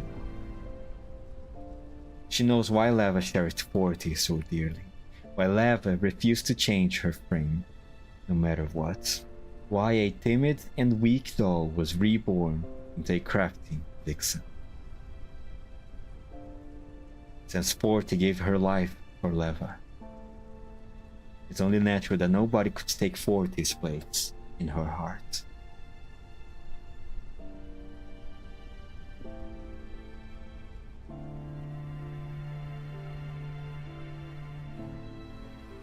Lena tries her best to wipe her tears away, but the scene in the mirror is playing out again. Raise your weapon, UMP-45. Don't pity yourself. That's only for losers. Stop it. Stop showing me this. Lena grabs Forky's hands as she weeps. Get it? Get it all now, so stop replaying it, please. I beg you, 40. I'm sorry, Lena, but I can't. 40 reaches out and pats Lena's head in an apologetic way. Because I'm not the one showing you anything. Everything you see here are the cruel images that keep repeating over and over and over. All of them are just the reality that made the Leva of today. All these years, Leva has never forgotten the fact that she killed 40. These tragic scenes have been playing out in her neural cloud over and over again. She grew as quickly as she did because of this unstoppable, unending tragedy that repeats endless in her neural clouds. Killing 40 tormented her so badly that she created me in her neural cloud from the paraplu virus. However, even with a simulated persona like myself to serve as a tranquilizer, no matter how much companionship and comfort I gave Leva, I can't change the cruel reality of the past.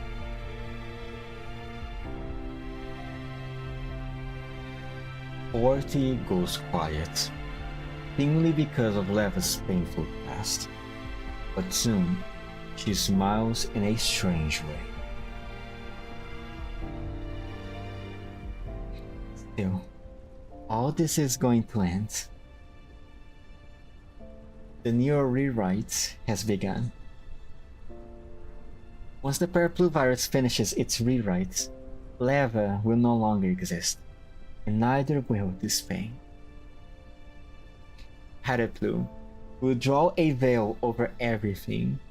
Leva will truly bid the past farewell and embark on a brand new journey. What are you saying? I'm serious, you know? Forty smiles as she strokes a mirror. You see, the interface between level 2 and level 3 is hidden behind the mirror. I wove a lovely dream so Leva would accept the neural rewrite more readily. In that dream, Fortis is still alive and Leva is living happily with 404 and her friends from Griffin. Of course, that includes you, Lena. I bet Leva must be really pleased with that dream. After all, she hasn't shown any signs of waking up yet. Still, that's fine too. Thanks to you, playing away all the extra data this whole time, Leva's neurospace has been stabilized and can return behind the mirror to activate the access ports. And I can return. Sorry. Once I recover and rewrite her neuroclouds, I will be able to replace Leva and become the true master of this neurospace. What happened? Quit dreaming! Lena gets up and grabs Forty's sleeve. I want to draw in a beautiful dream like you said, like you say she will. Oh, really? And how do you know? As I saw all this. Lena wiped her tears away and stares hard at UMP 40. 10 years ago, Leva was strong enough to survive after losing 40. Even after losing her arm, her eye, her name, her identity, and even after becoming a doll that doesn't exist, she never backed down and bent the knee to anyone. She kept repeating those memories in her heart, no matter how hard it hurts. Taking one step forward after another. That was why Leva could grow so fast. Right now, Leva's 100 times more amazing than she used to be. She will never lose herself to a pretty but fake dream. Saying so, Lena raises her gun. I believe Lena will wake from her dream. Therefore, as her most reliable little sister, I'm going to help Leva on my own way. I want to let you hold Leva prisoner. I will show Leva that even after losing 40, there's still goodness and something worth living for in reality. That there will still be someone who will stay by her side.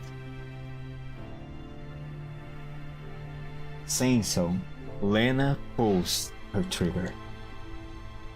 A bullet slams straight into the gleaming mirror, but it appears to hit a transparent coating at the moment of impact and freezes midair. UMP-40 laughs mockingly as she sees this. Lena. Don't you think you're being terribly naive? Did you think I would let such a precious mirror go unprotected? Alright then, I'll take on the role of big sister for once. As she says this, UMP-40 picks up the old gun on the bullets pepper the ground around Lena's feet. UMP-40 smirks confidently as she watches Lena scurry away. You think you can save lava like that? You're too naive. I will teach you what it really means to fight on lava's behalf. Bitch.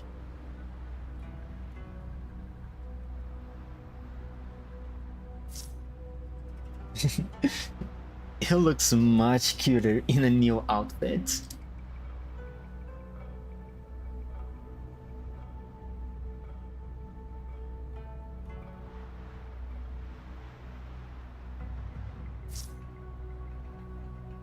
You. I don't care what you do. I'm going to save lava. Oh my, nobody will like you if you're always so fierce.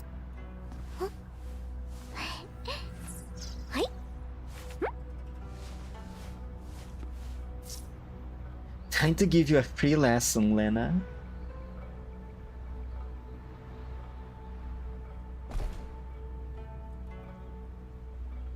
I believe in you, Lena.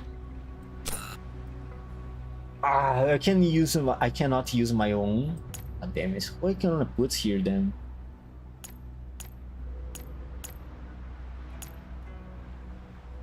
Let's put the lever here. Yeah, let's do this. While they do that, I'm going to pee. So be entertained with the dolls fighting by themselves, okay? I drink way too much water. I need to go.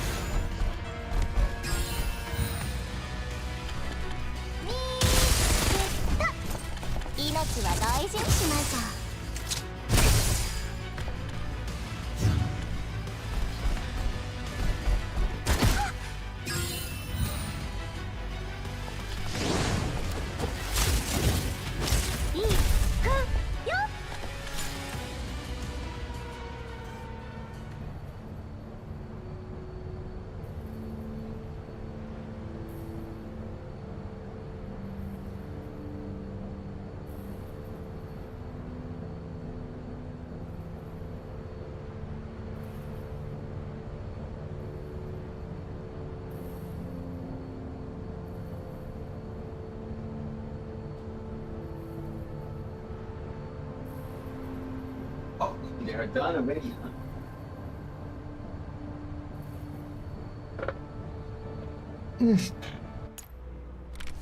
私が強かった？ううん、あなたの采配のおかげよ。Take that. Take that, Lane. Lena is the better UMP sister after all. How many more? 3 more. What time is it?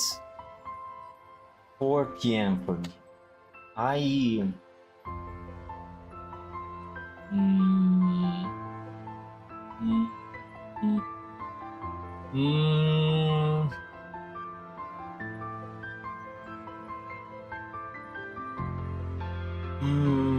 I don't know. I don't know. Should I finish it today? Should I do a long stream and finish it today? I mean, it's only 3 stages. How much more story there could be there?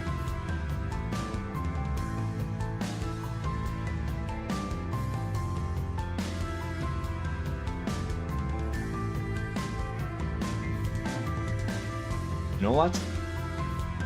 Let's finish this today. LA 1/8. Chamber Chuck. Face your cruel past head on and bring an end to your fate of extinction. Another typo there, love to see it. Classic Mika. Or maybe no, actually that is more of a fault of the localization team. Which I don't know if Mika has its own localization team or if they hire someone. I think they probably hire someone, right? The golden sands by the azure sea are slowly dyed in the colors of twilight. UMP-40 looks at the distant setting sun, her feet lingering in the gentle surf. I'm so happy today. The sea is lovely. Unfortunately, today is almost over. Yeah, I just can't get enough of this scenery. If only I could spend every day vacationing by the seaside. Oh, that's right. I have a gift for you, 45. I will go get it from my luggage. Just wait for me here. Alright. 40 waves cheerfully to Leva, and then leaves the beach. As 45 watches 40 fade into the distance, her smile slowly fades. The waves leap and the sandy beach as the sun sets. A breeze blows. The wave carries a dog tag to her feet.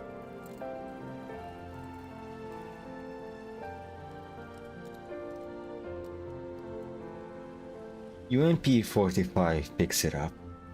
The letters UMP-40 are engraved onto it. The tag looks heavily worn, and there are several scrapes from bullets on it.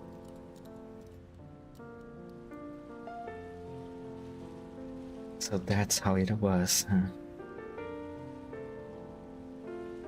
45 takes out another identical dog tag from her pocket. The moment she does, 2, 3, 4. The waves wash up more and more tags and deposit them on the beach. Soon, there are piles of dog tags by UMP-45's feet. I already sensed something was wrong, but I kept trying to fool myself. Treat all this as a sweet dream. And now I can't even lie to myself anymore. As something like this is happening because of even my neural cloud knows all this is fake. I can't keep running from the truth anymore.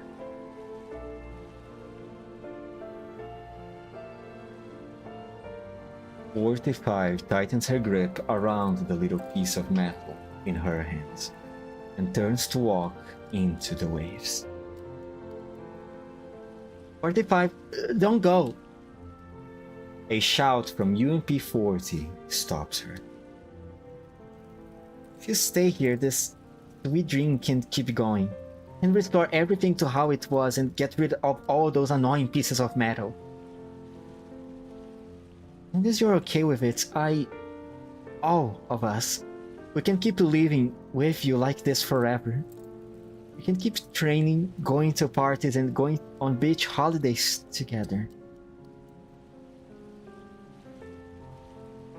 45 shakes her head. "I'm sorry, 40, but I can't stay here." "Why? This place... Isn't this everything you wanted, 45? The commander's here, you're far from the battlefield. You have 404 and UMP-40. Halls don't dream. However lovely this all might be, it's all fake. I'm not going to lose myself in a fake illusion. Besides, it's not like you are even the real UMP-40.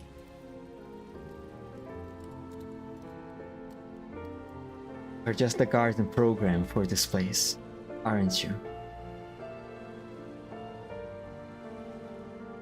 So, he already realized it.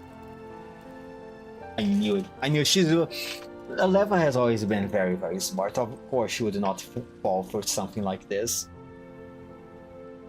But it just frustrates me that it took this long for her to finally decide to go against it. Yep.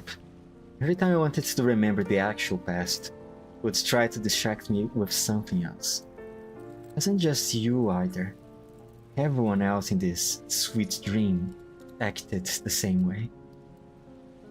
While I still don't remember why all this is happening, I think it's getting close to the truth. Your mission is to keep me in this hollow dream. But why? I just want you to be happy. You have everything you wanted in this dream. You can be with all your friends and loved ones and live in happiness. Once you leave this place, all the cruel scenes that are fuzzy and out of focus here will become stark reality. All your joy will become suffering. You will lose the person who's most precious to you, 45.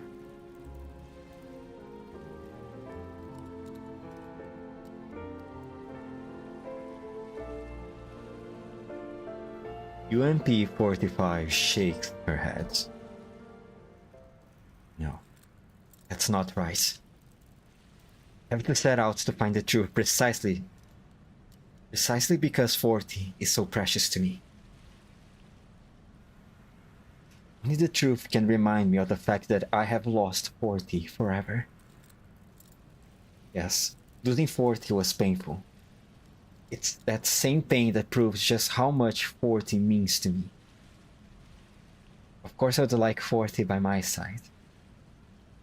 But choosing to forget my pain and drowning in this beautiful dream, that would be the ultimate betrayal of 40. And so, I'm sorry, but I have to go. With that, UMP-45 turns towards the pounding surf. Dog tags wash up against UMP-45's ankles, one after another.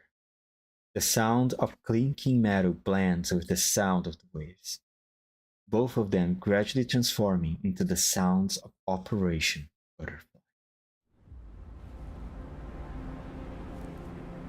Hopeless, isn't it?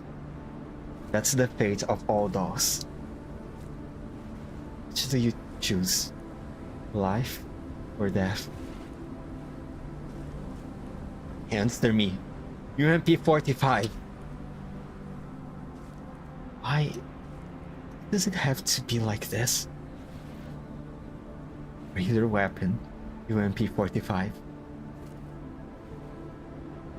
Don't pity yourself. That's only for losers. These previously indistinct memories flood into UMP-45's neural clouds once more. No. Right now, her name is Lava. The flames of war roll on endlessly before her. The ocean is dyed the color of blood. A sad yet relieved smile spreads across Lava's face. 14. I'm sorry, but I just can't forget these memories. So you remember it at all then? Yup. I backed all these memories about 40 up in my level 3 a long time ago. While my neural cloud was damaged a while back, this data wasn't destroyed, just rendered unreadable due to a system error. I can sense that someone is helping me take care of these errors.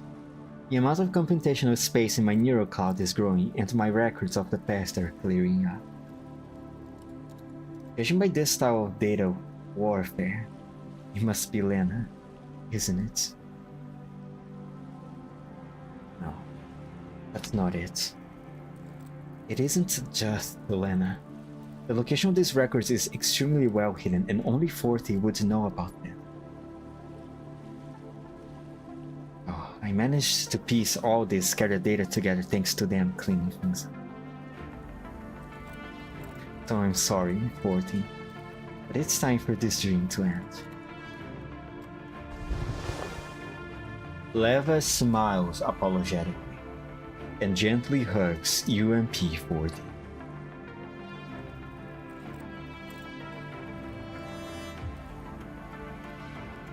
Alright then, if that's your decision, Leva. The air seems to go out of UMP-40 as she hangs her head and leans against Leva's shoulder. The crimson-dyed battlefield instantly vanishes, and the scene before their eyes reverts to its pure azure color.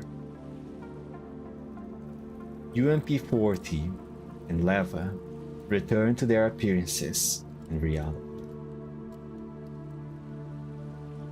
Thank you, 40. Thank you for crafting this sweet dream for me. I have really missed you all these years. I've always wanted to see you again and go on vacation with you. To tell you so many things. Whenever I had a happy experience, I would think if only 40 were here. I had so many things I wanted to tell you, to talk about 40, to talk with 40 about. 45. And so, at the start of this dream, I really was happy, because I got to see you again. Even when I sensed something was amiss, I didn't question it too much because I was terrified that if I questioned it, my happiness too deeply, it would disappear. Even now, I don't want it all to end. Still, I have to go.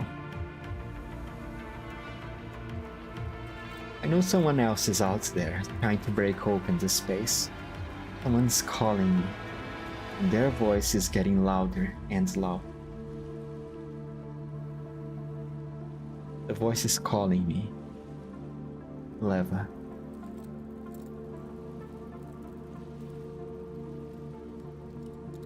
You understand, don't you, 40? While I tried running away from that fact once, my present self no longer treats you. Treats 40, my only emotional clutch.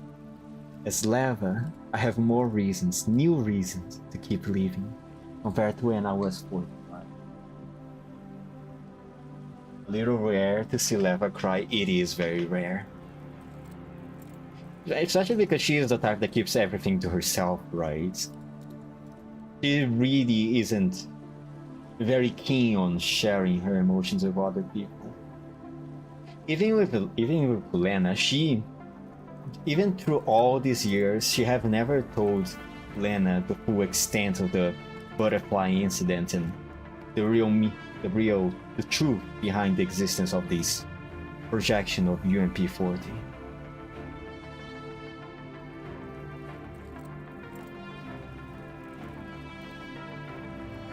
So it is quite rare to see her opening up like that a little more. Also, welcome to the stream, Bunker Squad.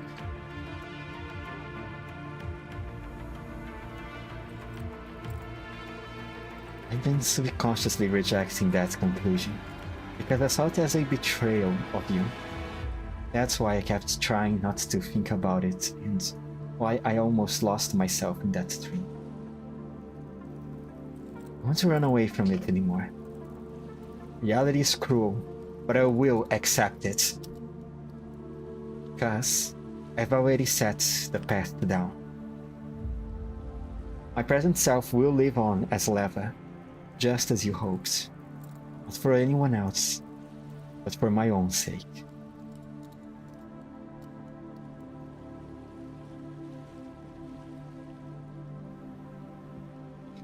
I understand. The piles of metallic tags on the beach have vanished at some point. UMP-40 smiles in what looks like relief. I might just be a guardian program, but my data was derived from UMP-40 after all. And I understand why 40 made this sweet dream. 40 tried to seal you away with this beautiful past. It would protect your neurocloud from erosion by the outside world, and also keep you from interfering with it. She also wanted to use this dream to see if you were brave enough to bid the past farewell. Now, I have your answer. Oh, this was quite unexpected. Turns out the present 45 is stronger than 40 now. Looks like the girl who was always cowering behind 40 has finally grown up. UMP-40 smiles and gently rubs Leva's cheeks. Unable to hold herself back any longer, Leva sinks her face into the crook of UMP-40's neck and sobs quietly into it.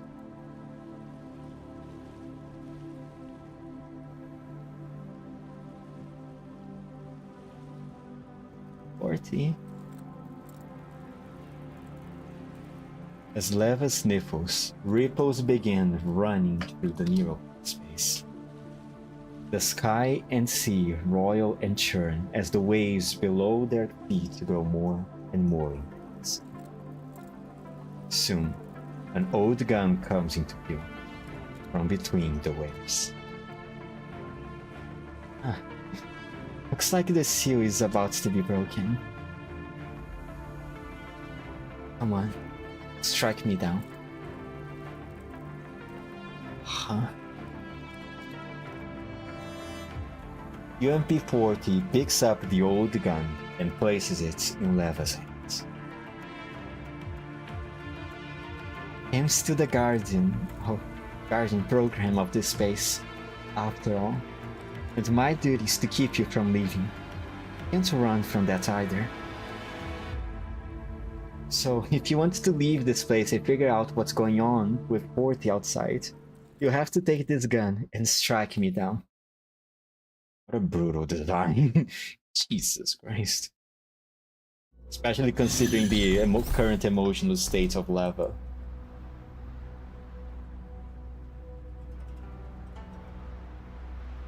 Let's remove Lainey from here. Let's just keep both Lena and Leva here. Alright. This is going to be quick. I'm not playing on heroic mode, so this is going to be very quick.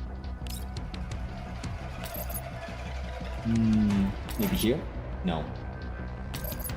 Yeah, it will have to be this one.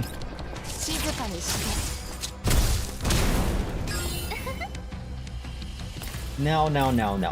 Oh, damn it. There we go. Oh wow, quite stanky, aren't you? I was really expecting her to die with just one hit.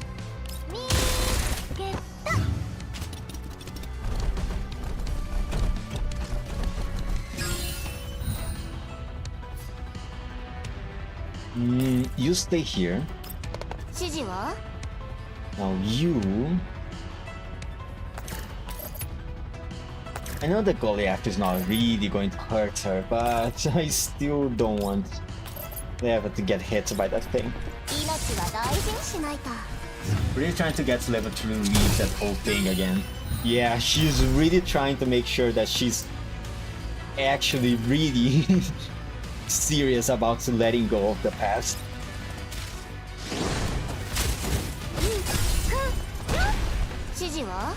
Too bad this game doesn't allow wall banging long. Well, it is what it is. Ah, she's going to get hit by the explosion.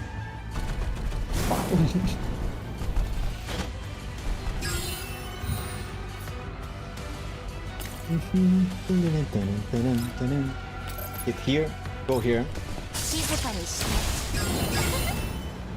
て And easy. 見つけた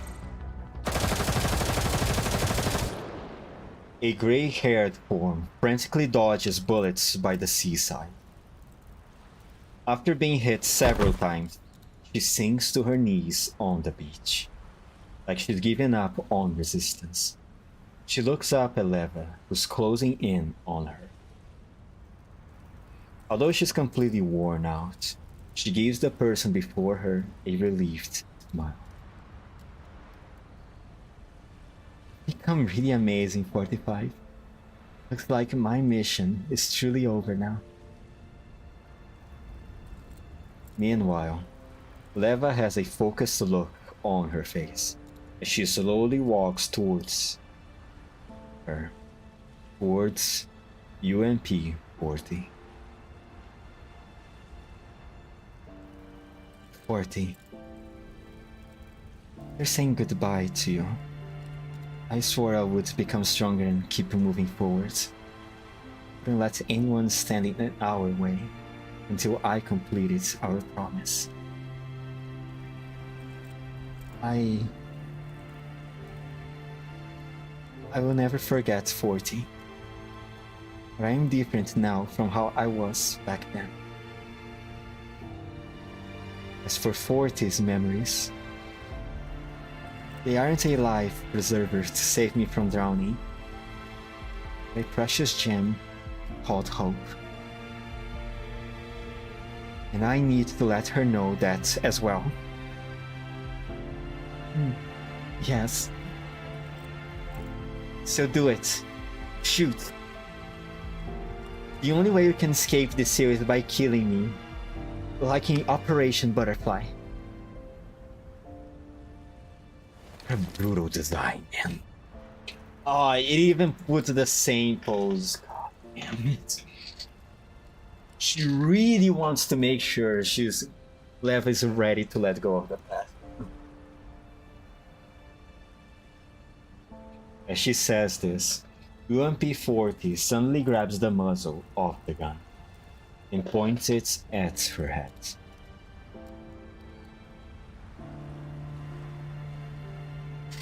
She likes to put salt on the wound, huh? Leva reflexively tightens her grip on the gun. UMP-40 laughs merrily, as though she's sensing Leva's hesitation. Go on. There's nothing to be afraid of. I'm just a guardian program. I'm not the real 40, or the simulated persona you created. So shoot me, 45. You won't harm anyone.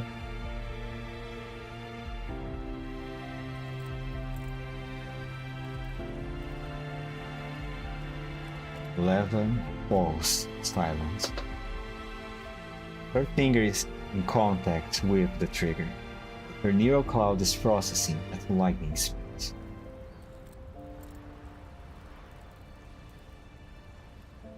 She really needs to kill the UMP-40 in front of her.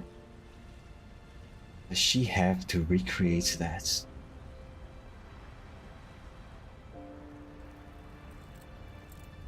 Crack. The ground below Leva's feet suddenly shifts. Crack, crack. Even the sky and sea begin to shudder. Something seems to break amidst the violent shaking. A hole in space suddenly appears on the coastline, and someone jumps through it, running towards Leva. It has to be Lena. It has to be Lena. Who else would do this right now? Leva, don't do it! Oh, let's go! Let's go! Let's go! Sorry. I just really like Lena. I'm sorry. To me, she is the best UMP sister. I'm sorry. She's just so precious. Lena almost trips over her own feet as she reaches Leva and pushes the gun down. Don't kill 40. I saw everything on the way here. I saw your past, everything you and 40 went through. I saw it all, both the goods and the bad. Leva, there's got to be another way to break the seal. Don't choose to take everything on yourself again. I don't want you to have to go through what you did back then.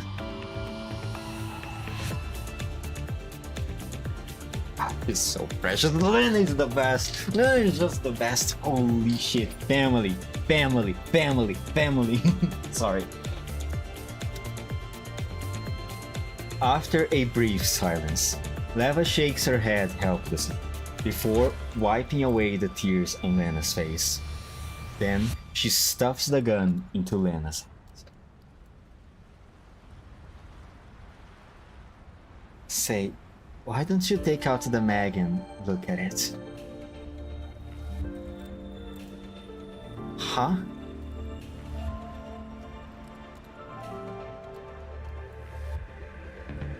Lena stares dumbly at Leva for a moment.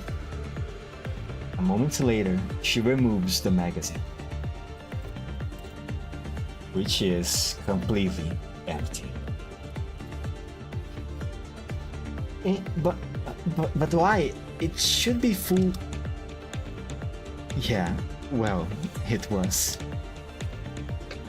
I can imagine Lena being out of breath while crashing through stuff to say all that. Oh yeah, definitely. You just know she's doing that awkward running coming from the sea, you know when you go to the beach and try to run in the sea, but you can't really do it because of the resistance of the water, so you just clumsily make your way there. I imagine that. I can totally see that. She tries to do the awkward running and keeps flailing her arms around as if that would help her to go faster through the water. Leva chuckles as she looks at the stunned Lena and the confused UMP-40. Can't you see? We ran out of bullets after we fought. Just now, I thought things through carefully. Leva smiles and taps the barrel off. The dazed and confused 45 has now grown up into Leva. I'm not going to meekly accept my fate of killing 40 again, like I did back then. Now, I'm going to make my own choices. Never wanted to kill you, 40. That had nothing to do with the fact that you are 40, or because of my past. Simply because I chose not to.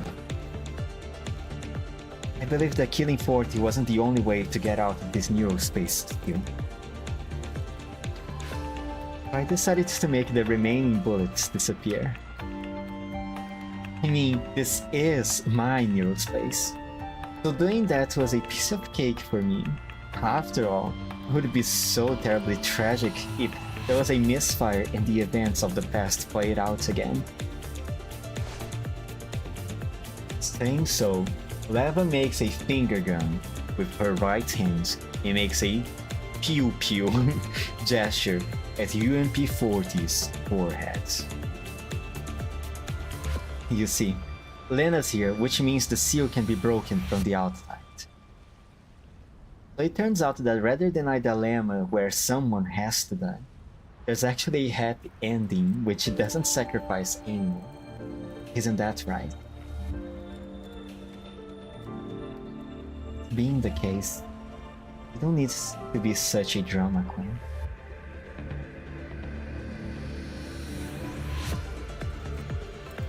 Goodness, what will I do with you? UMP-40 laughs as well. It seems the Nile who was always tagging along behind her big sister has grown up into 45's capable assistant. Guess I can let you leave with peace of mind after all.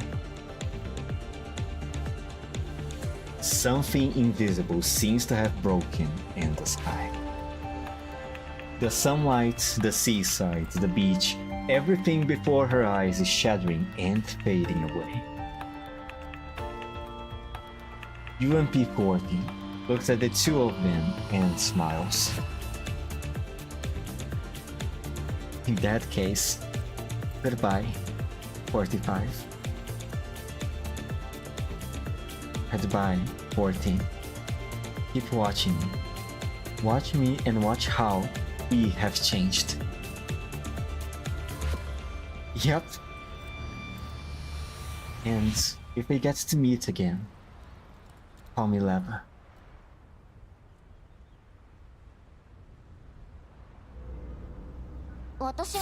My god, Lenny's the best. Sorry. She's just is. See?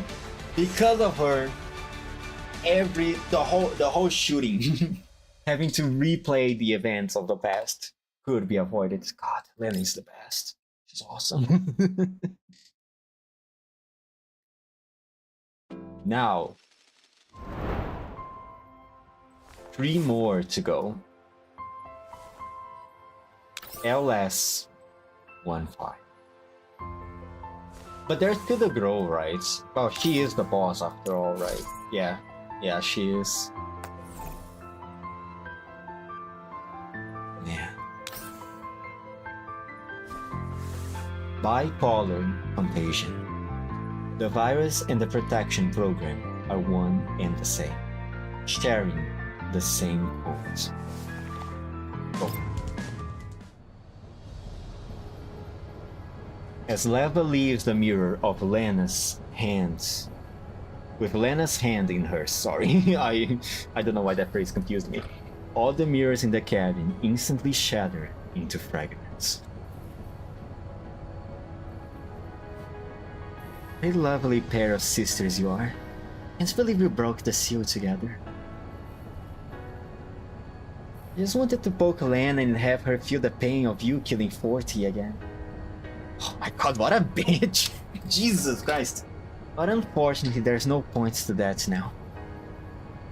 I guess I'm a failure of a virus after all. For a moment, UMP-40 hangs her head in dejection. But then she perks up again, almost immediately. Still, that's fine. That girl from the same source as me is still around.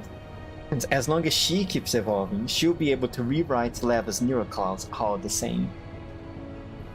So, you better kill me and reset the data sooner rather than later. Otherwise, there's no telling when Paraplu will hit away at your neural clouds.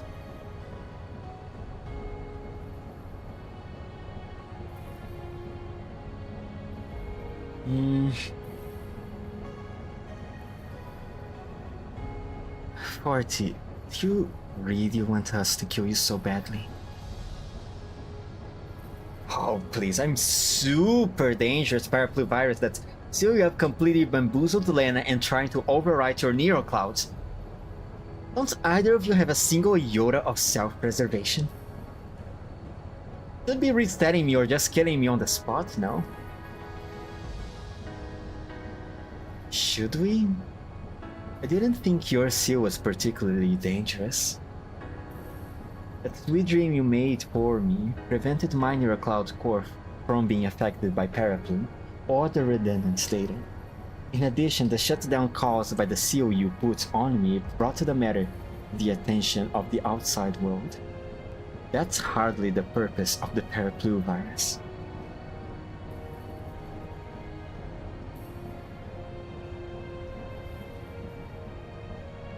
I didn't think you would have this much trust in me.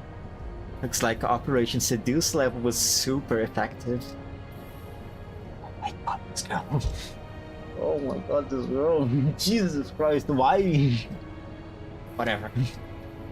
Unfortunately, only did that to remove outside distractions to make it easier to rewrite your neural clouds. But why didn't even try to rewrite Leva's neural clouds?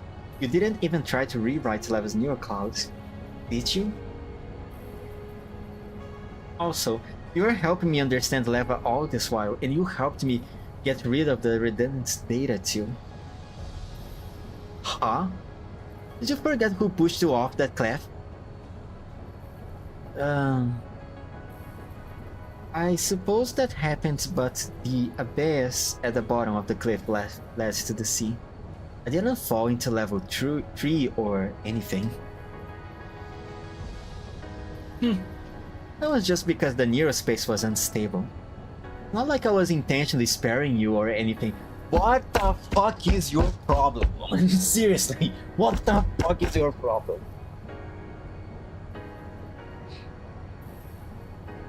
I don't understand, woman. Jesus, sorry. But if you hadn't told me where Leva was sealed, I wouldn't have been able to find Leva and break the seal either.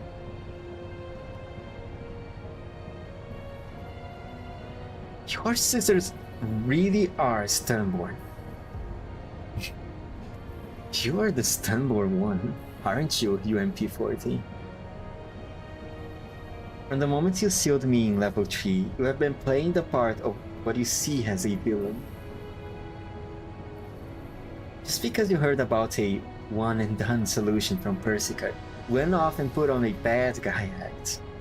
No, you tried to bait Lena and me into becoming the bad guys to facilitate your martyr complex. Yes, it was a really good dream you made. I actually lost myself in it for a bit. In the end, I still woke up. Did so because I knew that I needed to be fully awake and conscious for both the sake of the past and the future. 40. You forgot the most important thing. I am no longer the person I used to be. If you're sitting there all smug because of that dream you woke and because of that plan you thought was the ideal solution, then I have to say that the ending you wrote for yourself is complete, utter crap. You... Shut up. Shut up. Shut up, 40. Shut the fuck up. I'm right here. Right here with you. I'm so done with you right now. You made things so much more complicated than what they really needed to do. Oh, fucking damn it, woman. For a moment, it looks like Leva gotten through to UMP-40. However, she soon regains her defiant attitude. Leva wants to keep going, but then the cabin suddenly shakes. What's going on? Lena looks outside and she nervously tugs on Leva's arm. This is bad. Leva, those robots are outside and they are surrounding the cabin. Oh? Look, my little sister is here to help. Shut up. Shut up, Lainey. Shut the fuck up. Looks like she's preparing to absorb the final data source. I suggest you leave ASAP if you don't want to get eaten up. Leva shakes her head helplessly as she notes the look of relief on UMP-40's face. What about you, UMP-40? Are you really content to let her eat you up? That's my purpose. Why should I not be content with it? Have you forgotten what we talked about in my level 3? You said that you wanted the strength to help me out and to be a secret collaborator for me. You also said that you were mine alone. That you are 40's irreplaceable persona. You left a really deep impression on me the day you entered my level 2. As I recall, you used my visual modules and viewed the world all day long. You refused to let me close my eyes, even though it was well past midnight and everyone in 404 had gone to bed. Even the darkest night has all sorts of interesting light in it if you look hard enough. Remember that was what you said. Oh, sorry. I hit the mic a little bit. Back then you hated level 3 and its darkness so badly. Yet now you want to die and go back to that pitch black world? Is there even a point to bringing all this up now? Oh, you're in for a surprise. Lainey, you're in for a surprise. I have no idea what's waiting for you right now.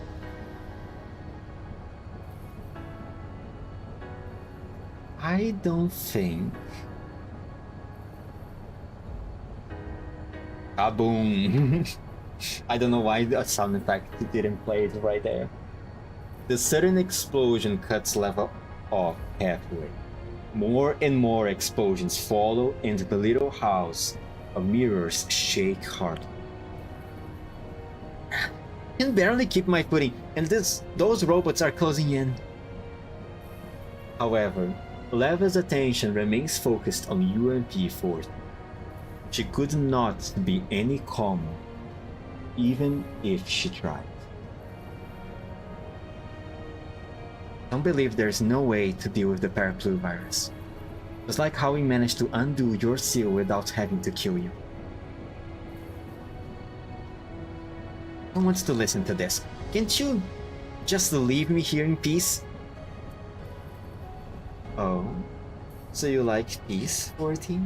Then why did you keep trying to chat me up every time I returned to my Nero space? Cause being alone is so boring! Also, that was them. This is now. My god. Oh my fucking god, Lainey, please! Please!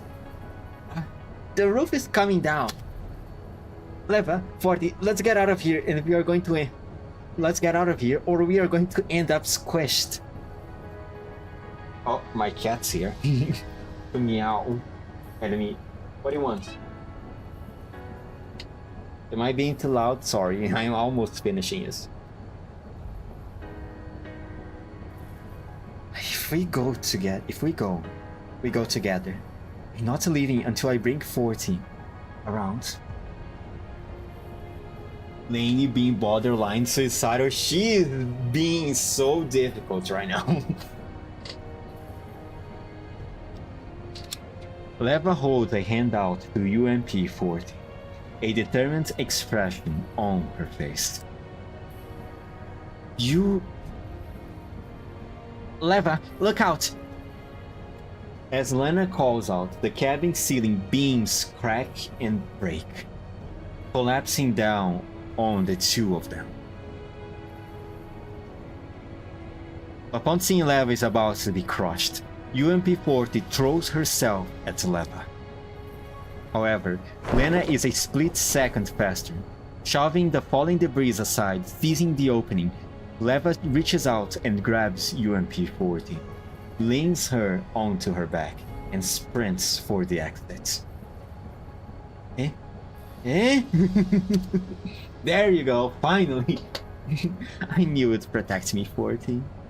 So this time, I will protect you. But wait, put me down! Lena, let's go. Leva runs out of the cabin with UMP-40 on her back. Right after the rush out, the small mirror cabin collapses with a loud crash. It was close. I think we got out of there. 40, Leva, how are you guys? I'm fine. Leva smiles and puts down the squirming UMP-40. Oh my gosh, she's such a brat. The moment UMP-40's feet hit the ground, she merely backs several steps away, makes space between herself and Lena and Leva. Oh, what a fucking bitch, Jesus Christ. Don't be so quick to get mad or celebrate. We've got a bigger problem ahead of us. Saying so, Leva smiles and points in front of them. Lena turns to look and exclaims in shock. The heck is that? A black shadow is skimming across the ground towards them, not far from where the cabin used to be. Long curled locks flutter in the wind as the sharp spikes on the hem of a dress score deep gouges on the ground. In the ground. In the blink of an eye, the black figure has closed the distance to the three of them. It is them that Lena recognizes the speedy shadow. It is none other than the mysterious girl from before. However, not only has the girl gotten bigger, the look on her face has changed too. Her golden eyes are filled with madness as she's glaring at the three of them. In particular, UMP-40, who is standing off to the side.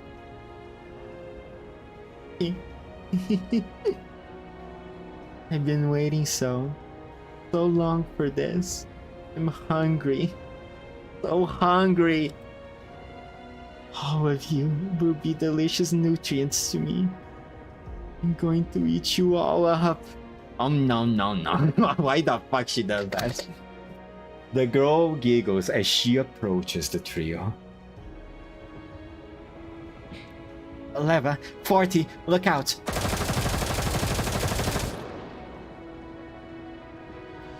Lena doesn't wait for the girl to get closer before opening fire on her, but the bullets simply bounce off her.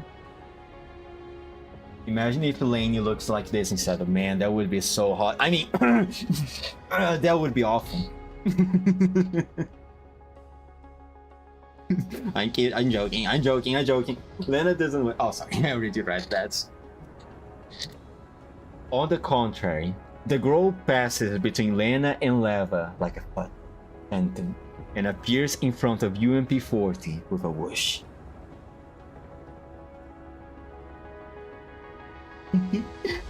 I miss you so much, Pixiv. UMP-40 scrambles back, but the girl already has a firm grip on UMP-40's arm. The girl's pale face, filled with longing, splits open savagely as she smiles in an innocent yet horrifying way. I caught you. Come play with me if they exist. Become a real part of the family. We'll rip them to pieces together. Are Paraplu-related things really considered monsters? I mean, how else would you view a virus, right? I think they are taking the similar approach as to the entropy from Project Nero Clouds. I don't know. I don't really think Paraplu virus and the entropy is necessarily related, but in my view at least I can see them in somewhat a similar manner, so because of that, it kind of makes sense for the Paraplu to have this monstrous appearance. Just like how... what the fuck was her name? The one from the... damn it. The collab that we had with Nero Cloud in GFL2. I already forgot the name of the main villain. Just like how she absorbed Persicadia's data and assume a form similar to her. I imagine that just how it's somewhat similar to how Paraplu simulated, quote unquote, the data related to UMP-40 and being able to assume UMP-40's form. I think they are quite similar. I don't think they are necessarily related to one another, but I can see them working in a similar manner, both Entropy and Paraplu. UMP-40 reflexively tries to struggle free. Lewis Event, yes, Lewis Event. I'm so bad at names, Jesus Christ. I good with faces, but not with names. Reflexively tries to struggle free, but the girl is surprisingly strong. She doesn't give UMP-40 a chance to struggle or speak. In an instant, her hair transforms into long vines that entangle UMP-40 and drag her off into the distance. 40. Leva moves quickly as she sees UMP-40 being taken. Lena immediately begins shooting at the girl too. However, the girl seems to be prepared for this, as a horde of robots rush in from behind her, surrounding Leva and Lena. Ah, this is bad. She's getting away. Take those bots out first.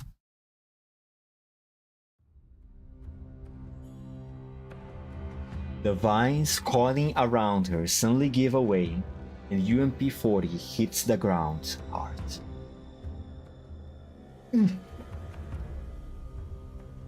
UMP-40 struggles to rise from the dusty ground, but then she freezes up. Countless data fragments are floating in the jet black sky. They swarmed and gathered, twisting high in the air like a cyclone. But after being drawn in and up, the countless fragments rain down again, their blackness shrouding the sky. It is as though someone had opened a gigantic umbrella in Leva's neuroport. Sis, what is this?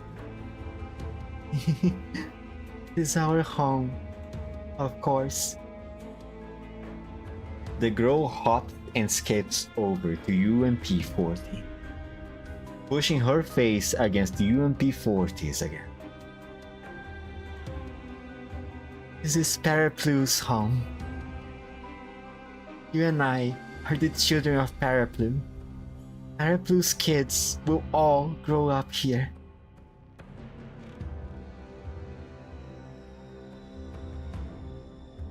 UMP-40 falls silent.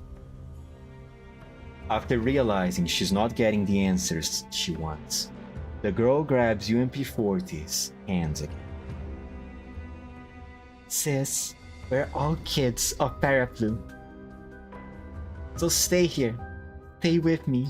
We can grow up together and live here together. Stay and keep me company. Okay? The girl tugs on UMP-40's hands with childish playfulness. Although she has fought her several times before, for some reason, UMP-40 can feel a sense of actual kindness here. As though they are really the same, she can't help but look hard at the girl.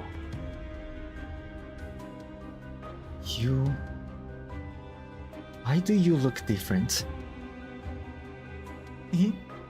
As I'm growing, you'll become more and more awesome as time goes by. What happens if I stay behind to keep you company? And we'll eat the two of them and become bigger and better.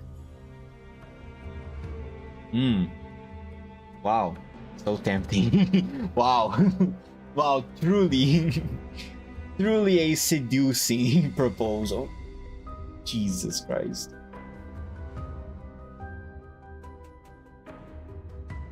This place, this whole amusement park, it will become our home. We can play together forever here. Then, what about the people who get eaten up? Eating them means eating them all up, turning them into bits and pieces. I'm so hungry, Big Sis. Come with me, we'll eat the two of them. A hungry and longing look enters the girl's eyes again, as though she's been struck by UMP-40's words. I'm hungry, so hungry. I want to eat them. I want to eat more, so much more. The girl gazes into the distance. Her hair flutters in the constant winds, and her canines begin to reveal themselves. Just then, UMP-40 is reminded of how the girl's entire head had transformed to look like a Venice flytrap earlier.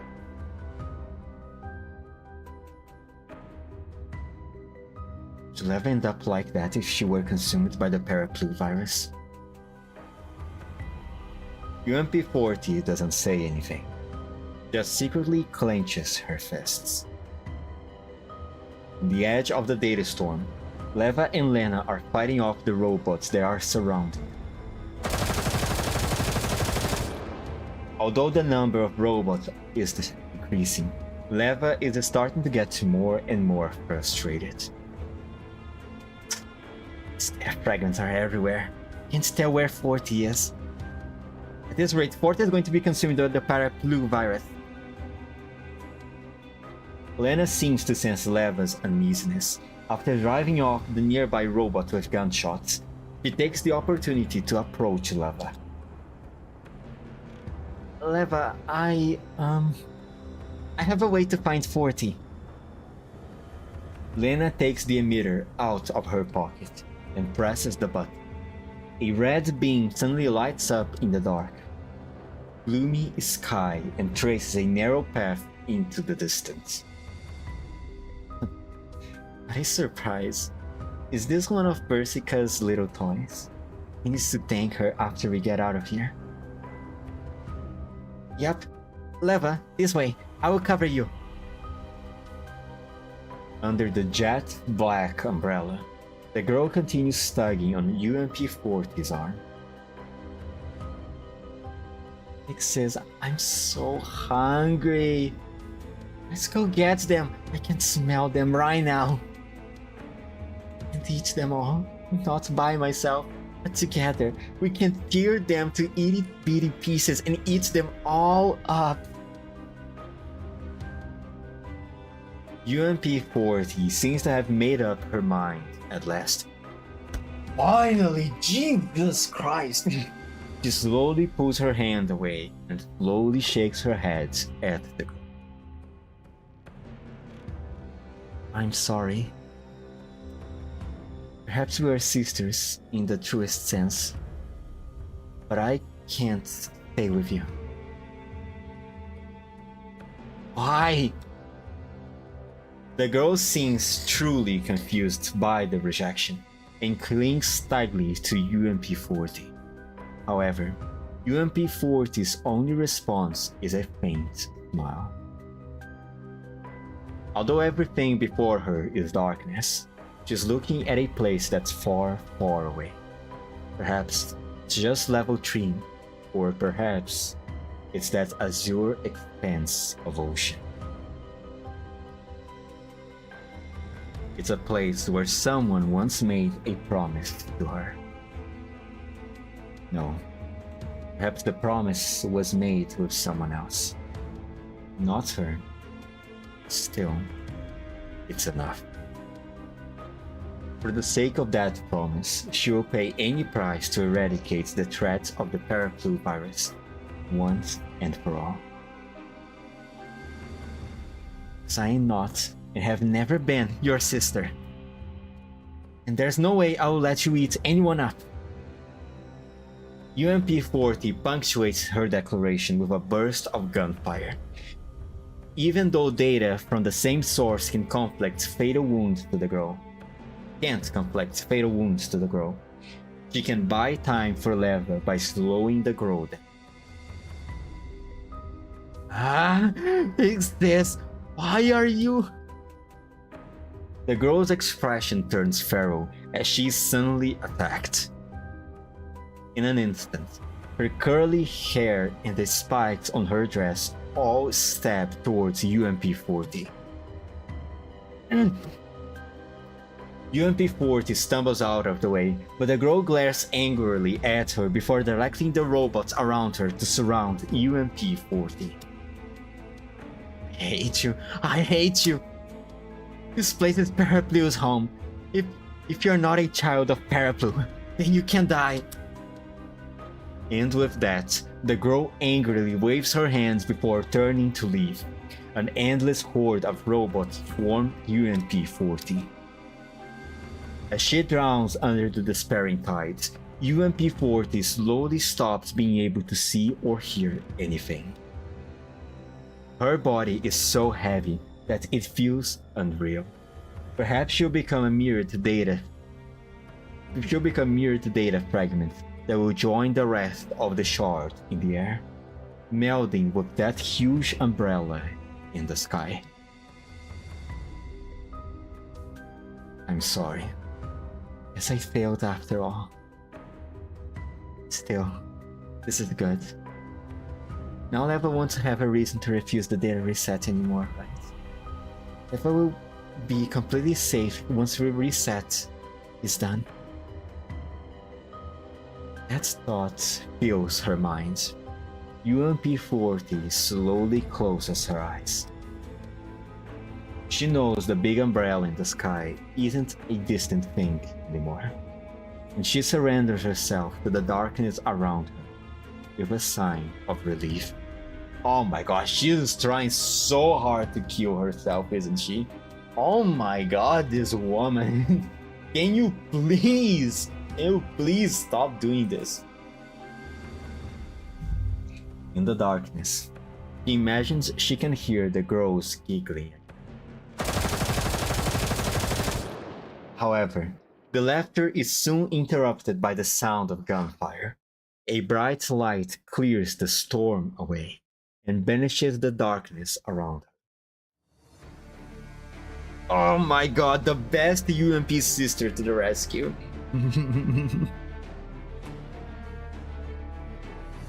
40, we're here to help. 40.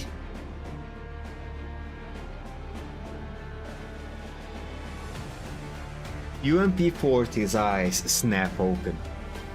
A little point of intense light shines through the furious storm. Behind it, Leva, Lena, oh my god, sorry. I had to yawn for a bit, I had to hold it back. For Leva and Lena are forcing their way in, guns blazing. Leva, over here. Yup. With Lena covering her, Leva guns down all the robots in her way. Let the door hit you on your way out. Phew. And bye-bye to the ones on this side too.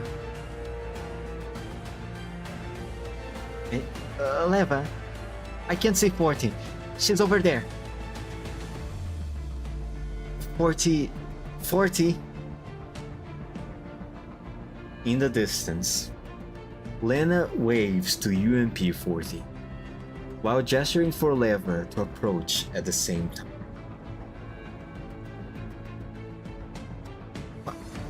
Why are you doing this?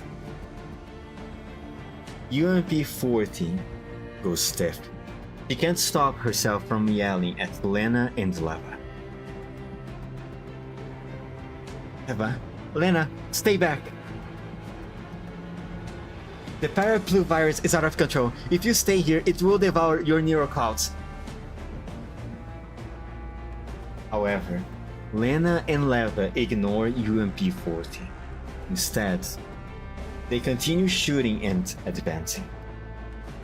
We're almost there, 40. Just hang on.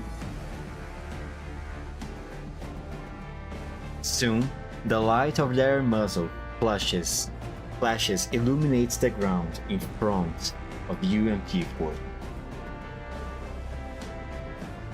Leva and Lena finally break through the swarm of robots and run over to UMP-40.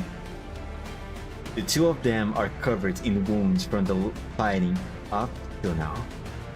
Lena lays down, covering fire for Leva as the latter reaches a hand out to UMP-40. You come with us. Lena and I want to be able to last for long if you keep dragging your feet. Why are you doing this? As she looks into Leva's resolute gaze, UMP-40 UMP-40 bursts into tears.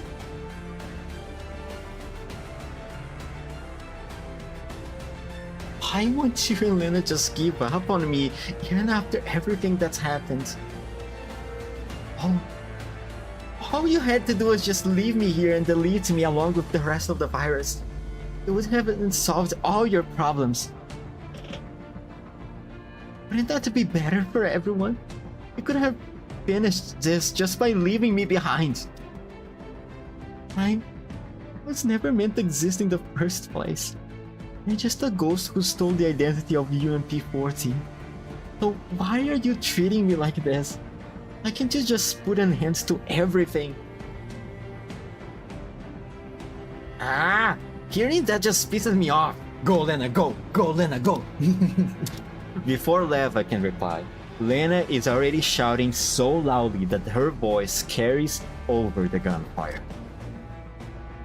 Isn't it obvious, 40? We are not giving up on you because we are family. Even if you are a ghost, you have spent 10 years with us. That makes us family. We are... family? Yup. Leva walks up to UMP-40. Her hand curls up into a fist, and she bumps it against the virtual 40's palm. We aren't just roomies, you know. We are friends, family, sisters even. Maybe UMP-40 isn't the best name for you. We're still sisters in name and in fate. So I will never ever give up on you. Now, it's time to go home. Let's go. Once again, Leva grabs UMP-40's hand. Lena is clearing away the enemies in front of them. Tears stream down UMP-40's cheeks. This time, she finally takes the hand that's offered to her. Oh my god, it really took a while for her to accept going with them, huh? Also, that whole reading section just destroyed my throat. Let me drink some water.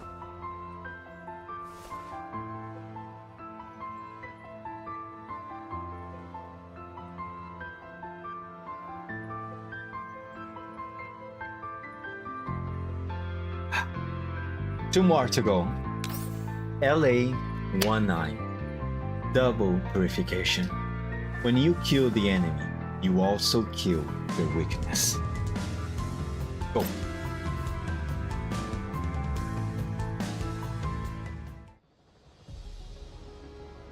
Leva, 40, over here. Under Lena's cover, the three of them barely managed to escape the storm of robots and managed to find a relatively safe space in the neurospace.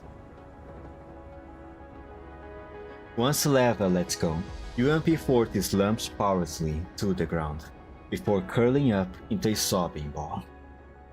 Oh my god. After patting UMP-40's head, Leva sits down beside her. 40... You know, while I did treat you like UMP-40 at first, and find myself depending on you, after all these years, you're not a substitute 40 anymore. Right now, to me, you're someone in my neurocloud who's always kept me company, cared for me, someone who's very precious to me.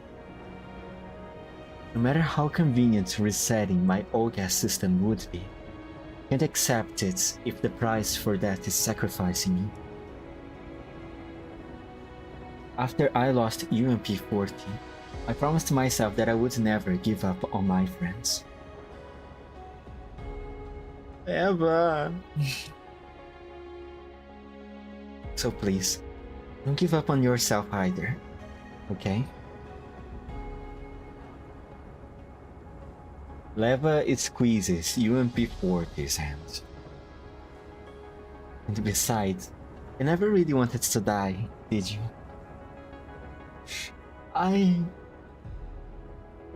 Leva points to the surrounding area.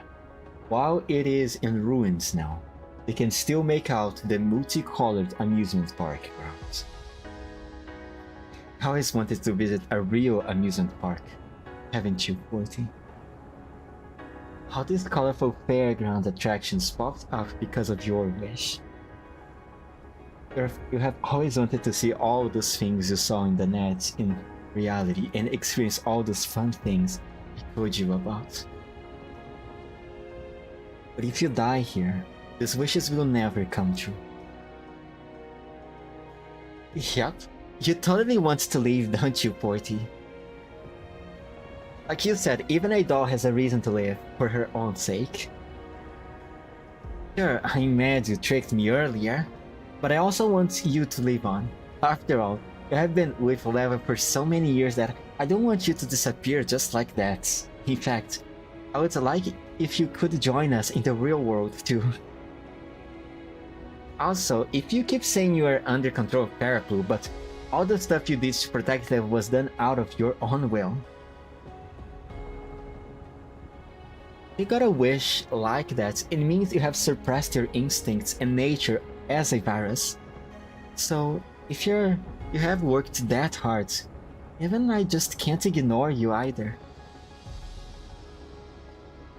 As she takes the determined expression on Leva's and Lena's faces, UMP-40 smiles sadly again. Yeah, of course I want to live.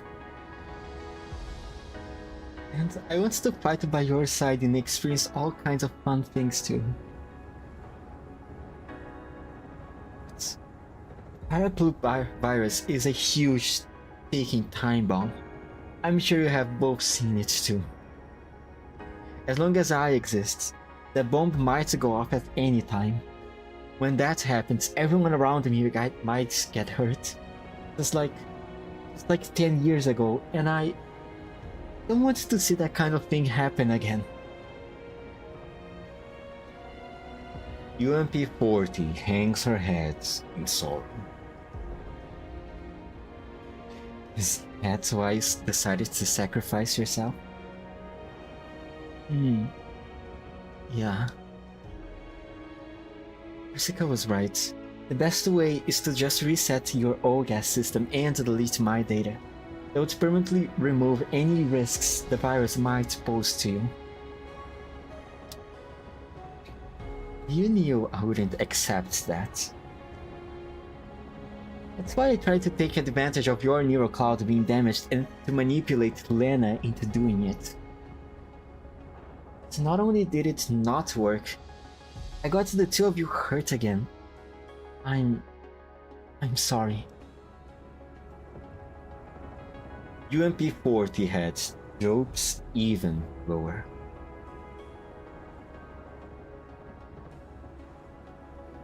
Actually, I should be apologizing to you.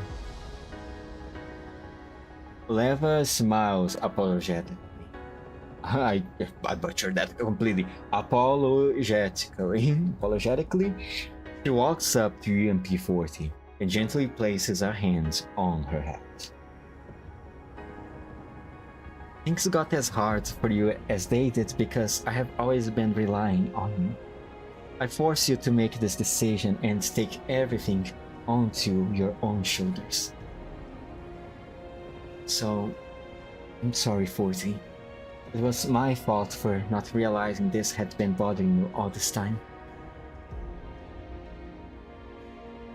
But please, believe me when I say I will find some other way for you and me to keep living on. Leva's words makes UMP-40 raise her head. There is a hint of sadness in the way she looks at the two of them, not quite believing what she's hearing. Really? Is there a way to do that? I'm sure there is. Leva tightens her grip on UMP-40's shoulders. I'll find a way. No matter what it is, even if it's only for a minute, as long as you trust me and don't give up, you will find a way to make that minute count. Yep, Leva's right. I will help you out too. I will make sure you and Leva make it out of this alright. UMP-40's tears start flowing again. I'm sorry, Leva, Lena. Thank you. No need to thank us. We are family after all. You're so cute, God damn it. Yep. Right now, the most important thing is to deal with the big problem ahead of us. Leva gets to her feet and looks into the distance. In the wilderness, a black figure is slowly taking shape inside the data store. Looks like that shrimp has almost finished condensing all the parapluvirus data. What should we do, Leva? Should we go scout things out? Hang on, maybe you could ask Persica for her opinion. UMP-40 scratches her head with an embarrassed look on her face. Sorry about that, Lena. Couldn't contact Persica for help because I cut off the signal. But I promise I won't ever do it again from now on. I'm sure you'll get through this time. Yep, I will go ask Persica. Lena hits the call button, and the transmission goes through immediately. Yo, are you there? 42? Couldn't get through at all. Thought it all had been rewritten by Paraplu.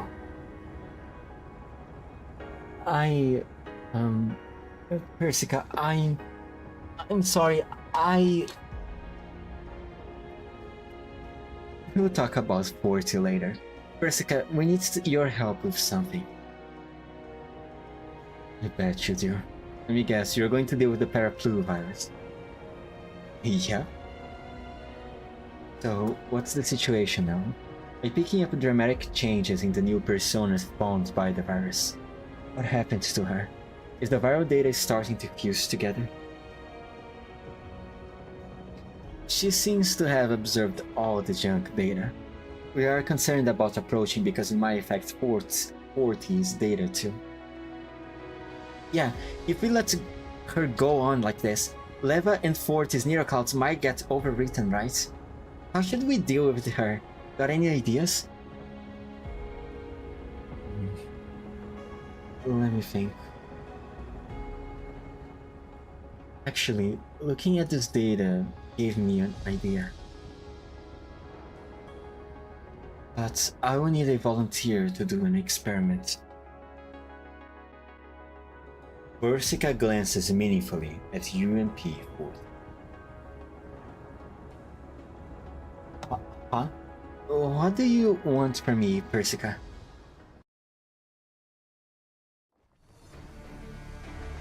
The hurricane rages across the plains. UMP-40 waves between the wandering robots as she heads straight for the eye of the storm. Countless robots follow in her wake, but Lena and Leva take them out one by one. Persica, is this close enough? No, get closer. UMP-40 continues running ahead while Leva and Lena keep pace behind her.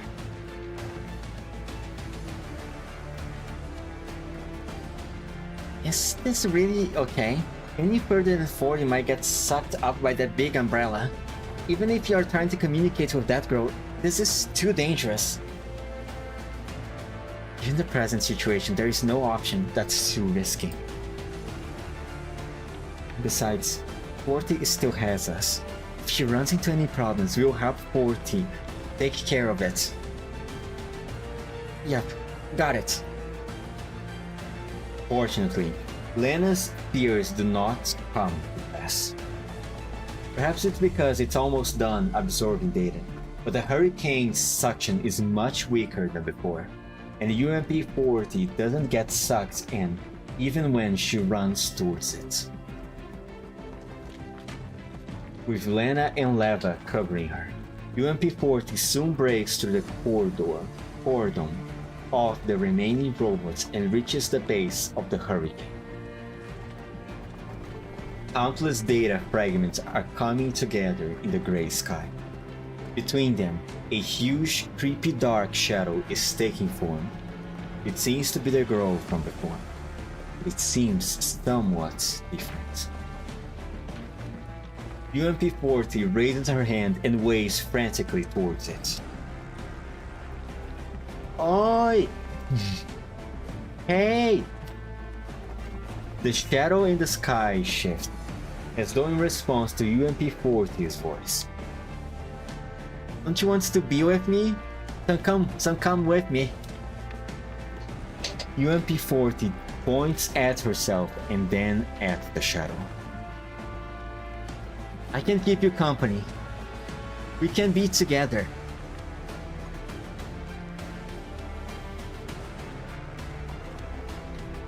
The floating shadow remains silent. Hello? Can you hear me? UMP-40 starts waving her arms frantically again to get the shadow's attention. This time, the shadow finally seems to get UMP-40's meaning, because it slowly approaches UMP-40.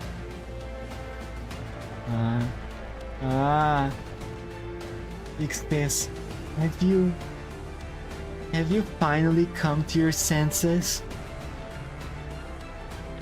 Yeah, we can. However, the shadow suddenly raises her hand and chops it down towards UMP-40. Look out! Ah!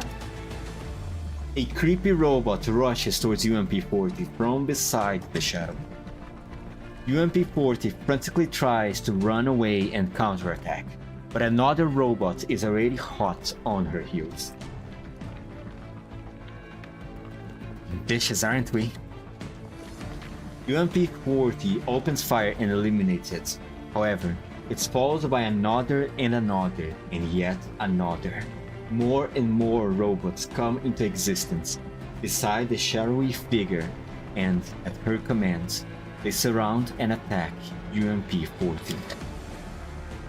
However, unlike how they couldn't do any real damage to each other before, UMP-40 can distinctly feel the impact from their data this time. What's going on? Weren't the attacks from before? UMP-40 stumbles, unable to avoid the robot's attack.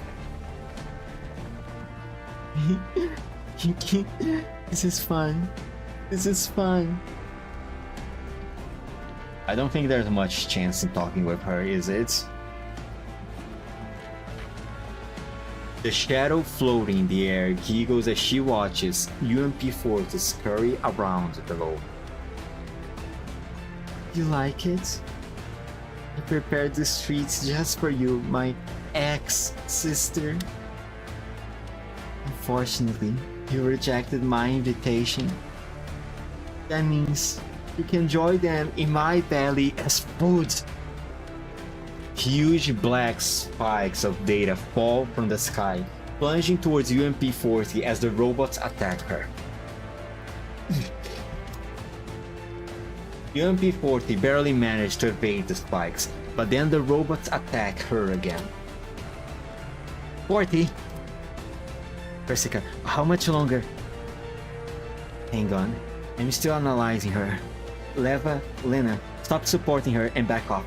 Let 40 handle this by herself. 40, keep drawing the girl's attention. Huh?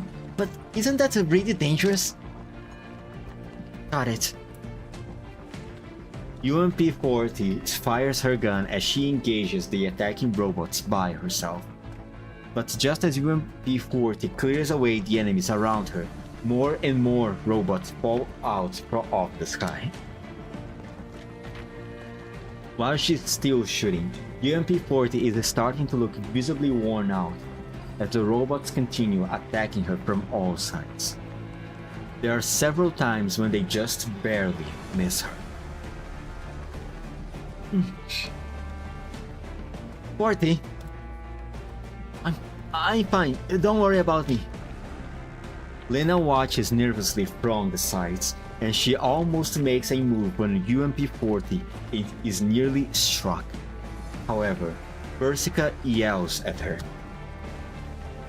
Lena, stay back. But Persica, 40, what are you doing? How much longer do we have to wait? Persica doesn't answer. She only studies the screen intensely while typing rapidly. It's okay, I can still hold out. UMP-40 manages to smile cheerfully at Leva from inside the pack of robots. So, relax, Leva. Just think of yourself as my guardian angel this time around. Trust me, the battle will be over soon. That's not my name, online resident. Also, welcome to the stream.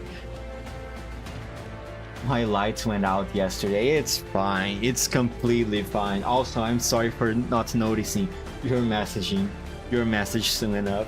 And thank you for telling me about my model. I haven't realized that I haven't had it on screen. This story, I should be very close to finishing it by now. Counting this one, there's only 2 more stages left. This has been a very long stream. Kiru, that's not my name. 40. While the rational part of her knows Persica must have some reason for doing all this, Leva finds herself subconsciously taking a step forwards anyway, as she keeps her eyes trained on UMP-40's form. Don't pay attention to her, Bonker. Don't pay attention. Leva's hands curl up into fists as she watches 40's petite shape rolling, shooting and ducking through an endless horde of enemies. Was this how 40 felt in the past whenever she watched her fight? That's only the official YouTube name. No, it isn't. Shut up.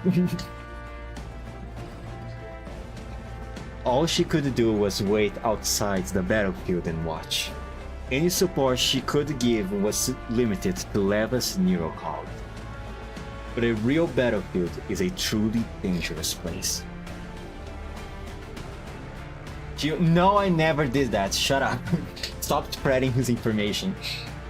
40. If we get through this, I promise the next time we're going to truly fight side by side, in reality. After who knows how long, Persica finally speaks over the comm channel again. Right. Finally figured it out. 40, we can fall back now. Elena, Leva, you guys, move in and help 40.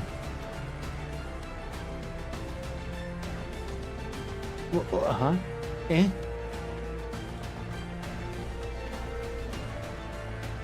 While she's still confused about what's going on, Lena has already rushed in.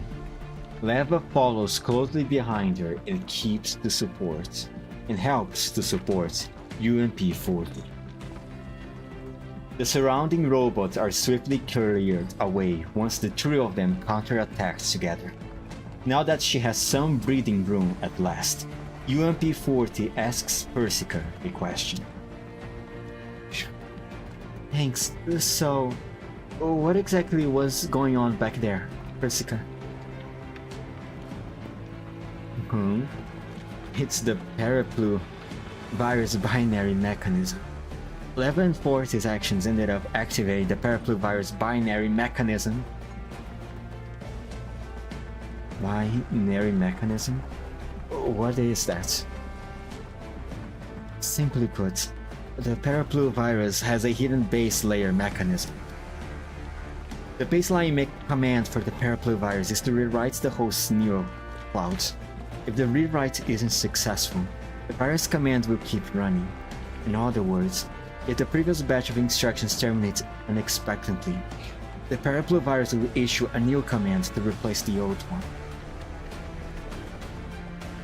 Previous batch? Are you talking about 40? Yep. The UMP-40 discovered in Leva's level 3 was the initial virtual persona generated by the virus. This persona was supposed to overwrite Leva's neural cloud, but it unexpectedly ended up inheriting 40's personality, and its mission became to protect Leva. Therefore, the neural rewrite was temporarily halted, and Leva could coexist with its virtual persona. However, after Leva was attacked and her neural cloud was damaged, the excess redundant data generated a second virtual persona from the Paraplu virus. In other words, that girl. Thanks to the characteristics of the Paraplu virus, the rewrite order triggered again, and the extra data began affecting Leva's neural cloud. Wow, thanks for the exposition, Persica. Thank you for so much. So, 40 sealed my core away to protect my neural cloud. Yeah, that's right. Given the changes in that persona's data, both the girl and 40 started out similar forms of data that originated from the Paraplu virus, which left both sides unable to attack each other. Naturally, she treated 40 as a friend and instinctively tried to get close to her. No wonder she kept trying to talk to 40, but she didn't seem to be treating 40 as one of her own just now. Was that because of the binary mechanism? That's right. Once the accumulated Paraplu virus data reached a certain level, the girl, as the last spawn stands, replaced the previous 40 in the command hierarchy. He then received new orders and proceeded with the viral rewriting task. Meanwhile, 40, as a leftover from the previous batch of instructions, was no longer classified as part of Paraplu and became junk codes. Oh, this is one hell of an exposition. Thanks to this binary mechanism, the UMP-40 persona is no longer considered part of the virus. That's why the girl's attacks on 40 were effective, and it's why 40 is now free. Now, okay. It is a massive exposition piece, but it does serve a purpose. Essentially, all of this is just to say that she would not be affected by the Paraplu virus anymore. Which, considering the convenience of the moment right now, it is indeed feels like a miracle. A plot miracle. I'm free? That's right. Normally, those infected by the Paraplu virus are quickly overwritten, and their neural clouds either burn out or fall under the control of Paraplu. However, the fact that both 40 and Leva were resistant to the virus, rewriting what was finally triggered this obscure hidden mechanism.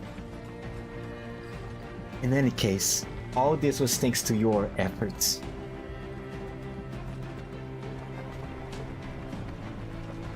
Wow, they do say that so-called miracles are the results of accumulated hard work.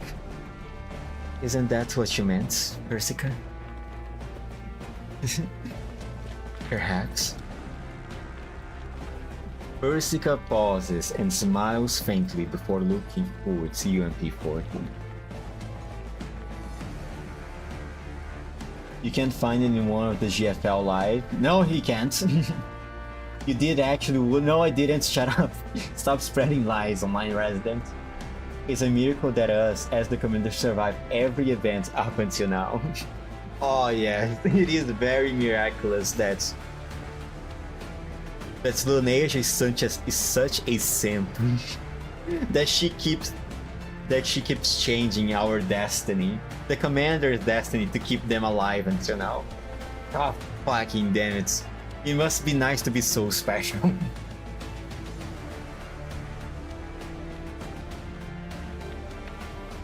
Persica pauses and smiles faintly before looking towards UMP-40. However, the most important thing is that I need to congratulate you, 40.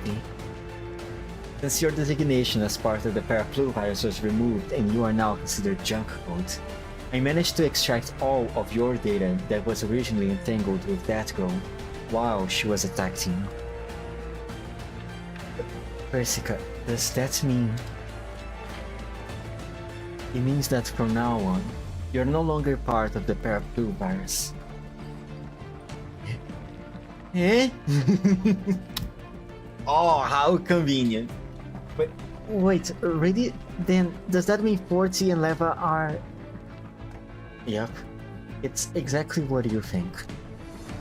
Once you get rid of that bratty persona, the parts of Leva's neural clouds taken over by the Paraplu virus will be completely cleansed. In other words, we can solve Leva's and 40's issues without having to reset her OGAS system.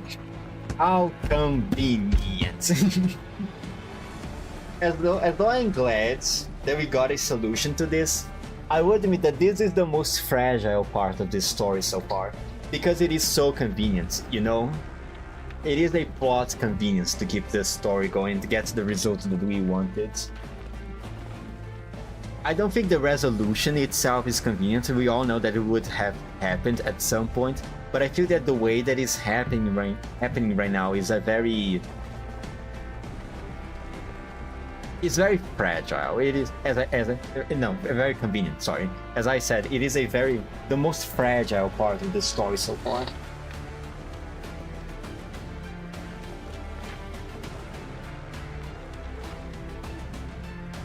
But it's still overall a good story.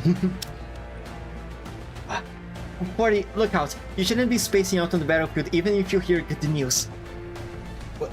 Huh? Wait a minute, so I don't have to die? Is that right? Yes, that's exactly right, Lainey. UMP-40 is still shooting, but her tears won't stop flowing. Leva slides into place beside her and sees off the enemies in front of her. That's right, 40. But first, we have to deal with these annoying pests. Yep, that's right. From now on, we can't let that girl mess Leva's neural clouds up any further. Leva, 40, let's go.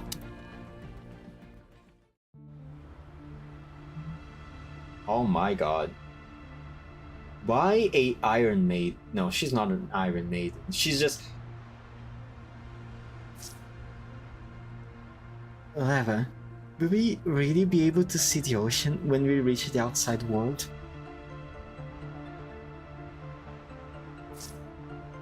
Sure we will.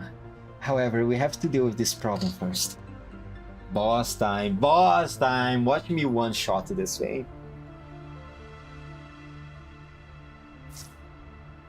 Yep, okay. Mummifies robots. Why this specific appearance though? I was about to say why she looks like an Iron Maiden. She does look like an Iron Maiden. Or does she? Nah, she's a little different. I confuse her with an Iron Maiden just because she looks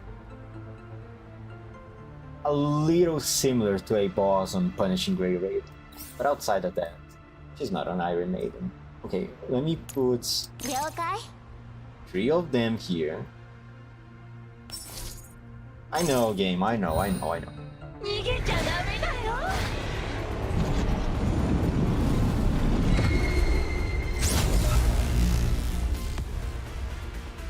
then...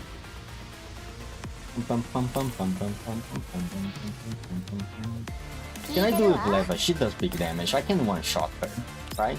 Right? She's too big. Hold on. Oh, yeah. Oh, beautiful. Wait.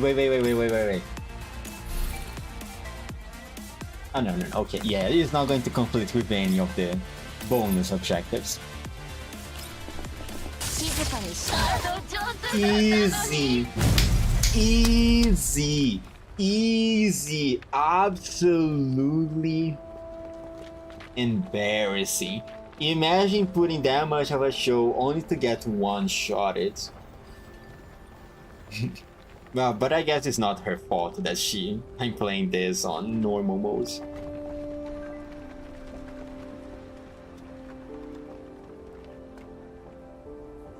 The huge sinister shadow shudders under the trio's combined attacks. In the end, it swiftly crumbles into myriad small fragments that rain down in the near. Looks like that one Victorian lady from Resident Evil game.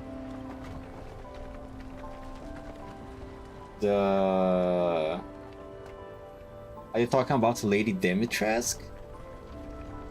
No. There are other Victorian ladies. I think. There's what was her name again? Forgot the name from the Resident Evil Revelations. No, not Revelations. Code Veronica. Sorry. Victorian lady. There's no Victorian lady in Resident Evil 4.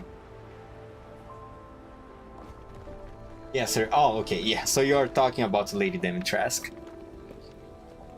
You think it looks similar? I think it was missing a big hat. With a smaller chest. Now do it in heroic mode. No. No. Nope.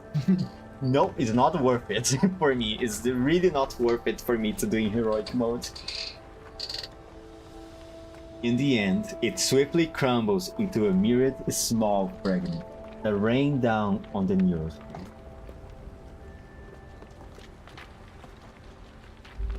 That one famous for walking up and choking the POV. Oh yeah, it is Lady Dimitrescu.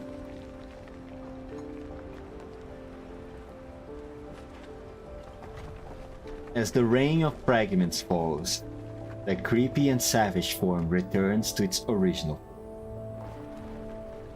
The girl looks at UMP-40 and lunges at her with fangs and claws bared. Why? Baddies, I hate you all. I wanted to live. I wanted to. Before she can finish speaking, the girl's body completely disintegrates into data fragments.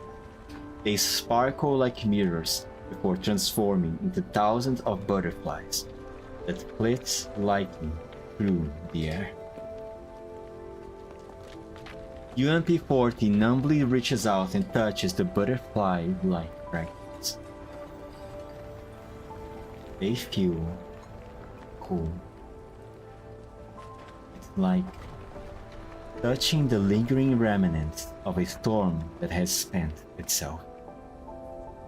Or someone's tears.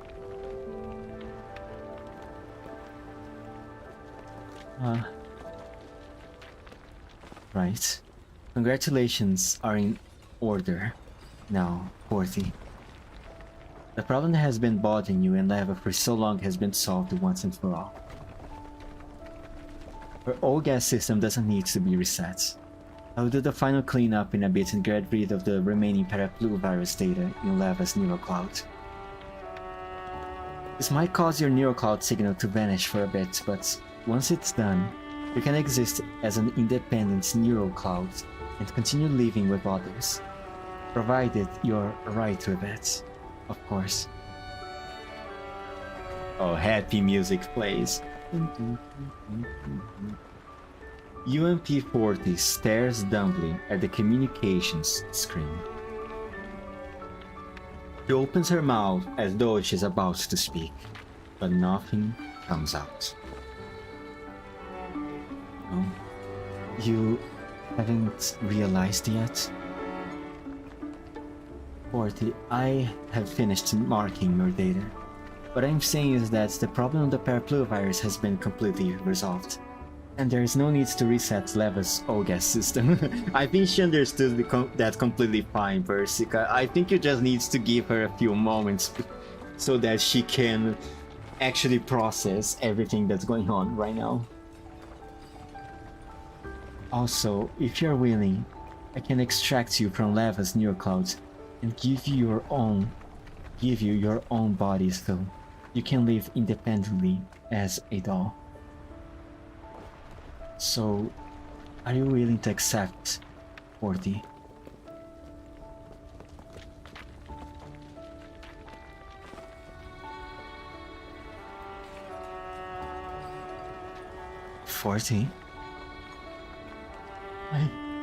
I am. Of course I'm willing to go through with it. UMP-40 raises a hand, trying to wipe away the tears that once stopped falling.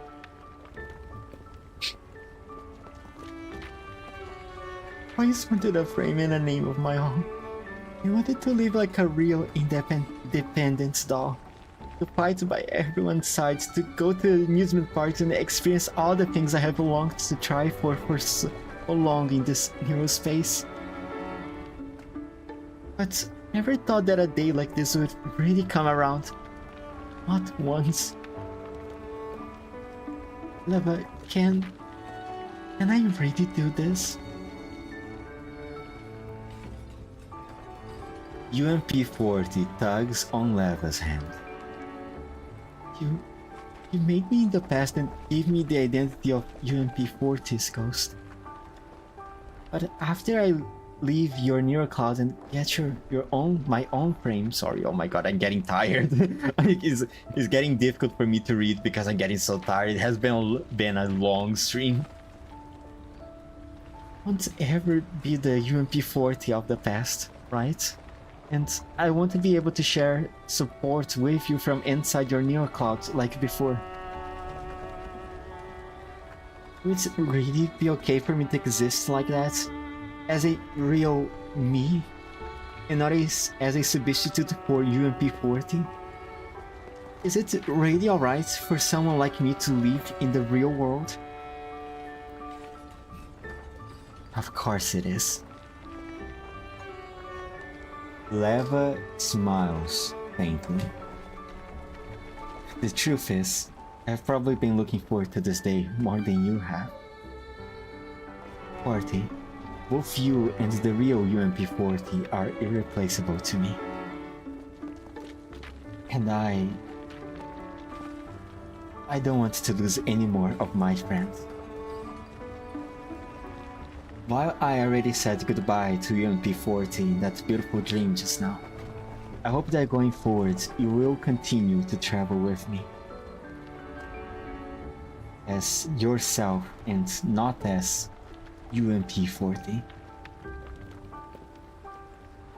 Eva. UMP-40 presses her hand tightly over her eye. Data fragments fall from the sky, gathering on the ground like drops of rain from a great storm. Then, they slowly come together into a digital ocean of the clearest blue. Its azure waves lapping around Leva's and UMP-40's feet. Looks like all the redundant data heads. Oh my god, I can't read. I'm so tired. You need to understand there's a reason why usually my streams are only 2 hours long, okay? Jesus Christ. Okay. Right, it's almost finishing. Looks like all the redundant data has been completely fragmented. I can fire up the clearing program now. Why is she doing E right now?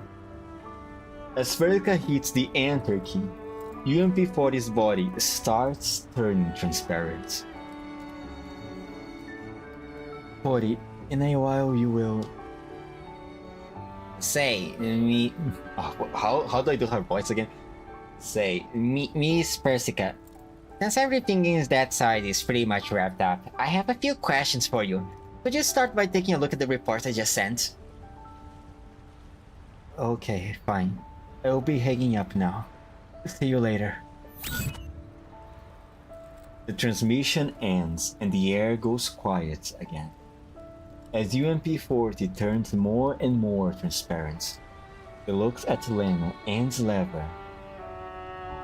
Oh my god, I'm so tired. She looks at Lena and Leva and smiles.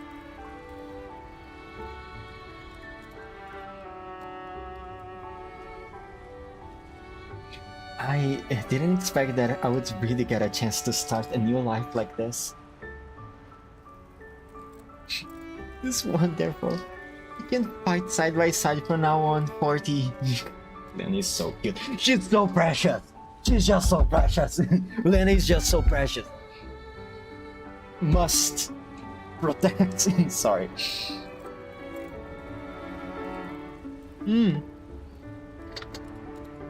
As she looks at the sobbing pair, Leva pinches her forehead in resignation.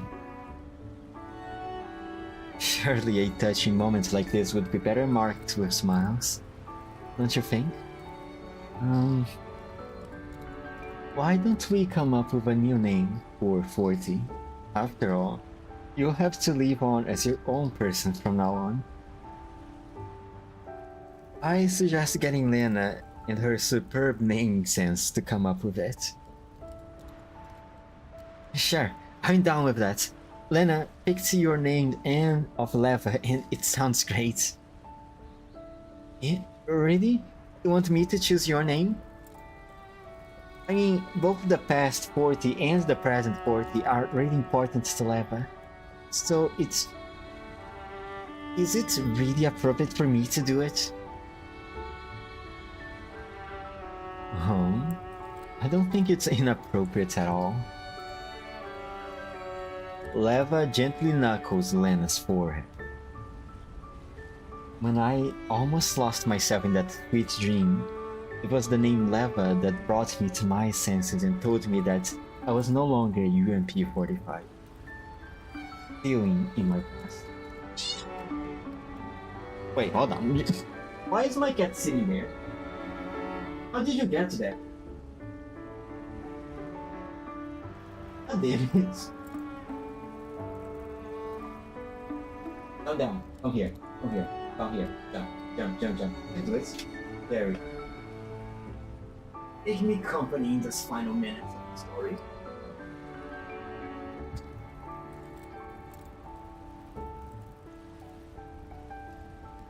Name Leva is a precious gift from Lena, so I want you to give the same gift to 40.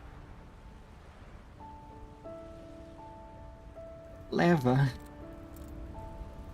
Lena's tears fall unbidden as she gazes at Leva's smile. Is it really that important to you, Leva? Of course, you little dumb conf. You have always been my precious little sister who's been supporting me all these years, after all. Leva! And she melts into a mess. Ah, she's so cute. Lena throws herself into Leva's embrace. UMP-40 draws closer too, as she wipes her tears away. When you're like this, it makes me want to cry too.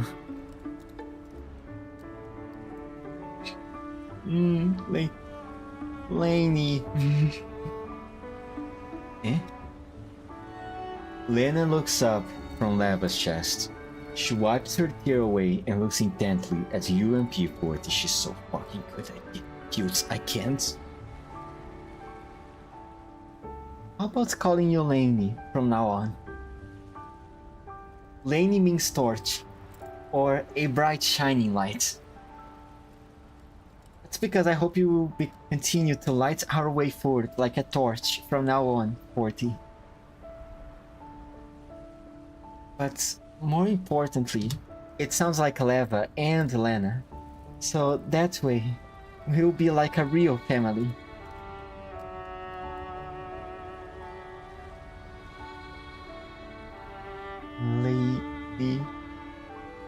Lainey. Oh my my god, everyone's gonna cry now. Jesus. Your P40, or rather, Lainey, voice trails off. Because her eyes are brimming with tears again. She smiles, nodding vigorously at Lena. As the three of them smile through their tears, they embrace each other tightly by the side of the azure sea until Lainey completely fades away. これが実戦か。楽勝だったね。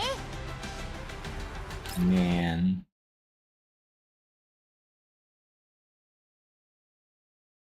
That was cute. That was so cute. Last one. LS16. Extended Promise. No matter how the system logs are overwritten, the progress from the past will always be preserved. Oh, she's going to be here in the Almo? I thought she... I heard the Leva's neural cloud was damaged after that encounter with the mysterious doll in that underground lab. How she's doing now?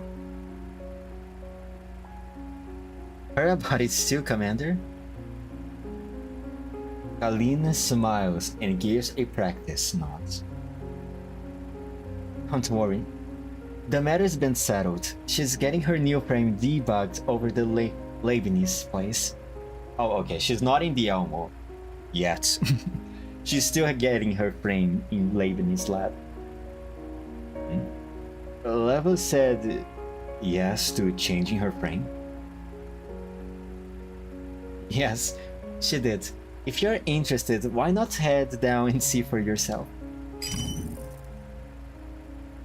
Kalina puts me through to Leibniz. Leibniz is in a lab, where she is tightening a bolt for Leva, who is inside a maintenance capsule. Alan, what brings you here out of nowhere? Leibniz, the commander was concerned about Leva. Could you put him through? Sure thing. Leibniz turns the communicator screen to Leva. She looks at me and waves with a smile. Yo, Commander, it's been a while. How does my new frame look? Oh. So this is how she gets her frame. Man, the timeline that the see in the EN server is very messed up, isn't it? They really just kept throwing dices to see how they would release each update. Leva rotates her arm, and Lena frantically pushes it down from beside her. Hey, Leva, don't make big movement. The debug isn't done yet. Still, your new frame looks really cool. What do you think, Commander? It definitely looks more stylish than before, huh? As I run my eyes over Leva's new frame, I notice something in the distance, far behind the maintenance capsule. A doll who looks very much like Leva is standing there, talking to Persica. For some reason, she seems a little familiar. The doll seems to have realized that I am looking at her, because she is soon in front of the screen and waving merrily at me. Hi, Commander. It's been a while. No, that's not right. I think this is our first time meeting in real life. Our first time in real life? Oh, you must be... Allow me to introduce her. This is Lainey. She's been leaving Leva's neural cloud until a couple of days ago, when she was separated from Leva by Persica. So that's you. Has been a while. How does it feel from have a body of your own? I feel so happy being able to meet everyone in real life.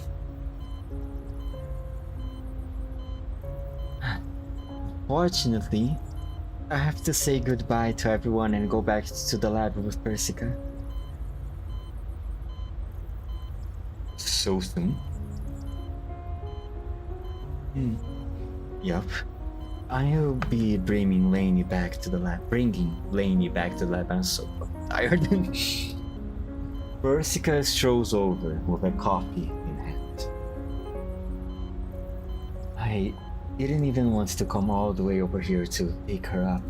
But then Dandelion went on about how we couldn't let an old gas system ball run around unsupervised. Still, speaking of Dandelion, she's been contacting the Elmo pretty frequently as of late, hasn't she? Say, would you be interested in taking Lainey in? We've got Dandelion keeping an eye on the Elmo, so why not let her stay there for a bit once her neurocloud and frame stabilize? Oh, I would gladly. I would gladly take it. More dolls is always a good thing. Huh? Can I do that? I saw all kinds of things about you when I was in Leva's neuroclouds. I'd love to visit the Elmo if I got the chance. Wow. If we're going to visit the Elmo, then I want to go too. Leva can come along as well, right? That way, we three sisters can all be together again. I go as well. Won't our poor Kaling be stuck doing all the work by herself? Oh, yeah, then I guess that's a no-go. But I don't want to be separated from Leva, or Lainey, or Kaling, or the commander. Okay, kid, god damn it! Sorry. Can't we all just stay together forever? We'll be meeting up in Levy soon enough. That will solve most of your problems, won't it, Lena? Still, sending Lainey over to the Elmo is quite an interesting idea. What do you think, Commander? Yeah, you're almost welcome to come to the Elmo. That includes you too, Callan. Of course, that will probably have to wait until matters in Levy are taken care of. Yeah, about that. Oh my god, we try so hard. And at the end of the day, we always get separated from Kaling again.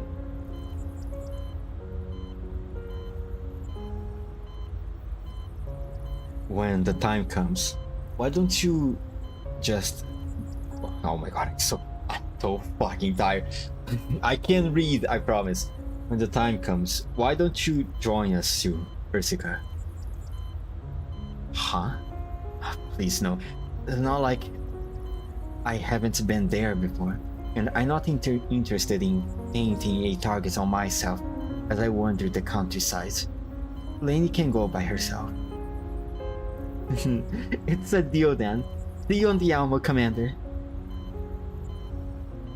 Some time later.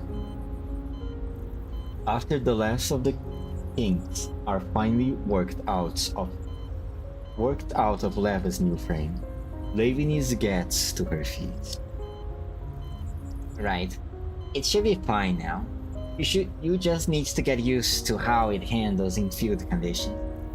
What do you think, Miss Persica? Looks alright on my end too. Persica nods, then turns to look at Lainey.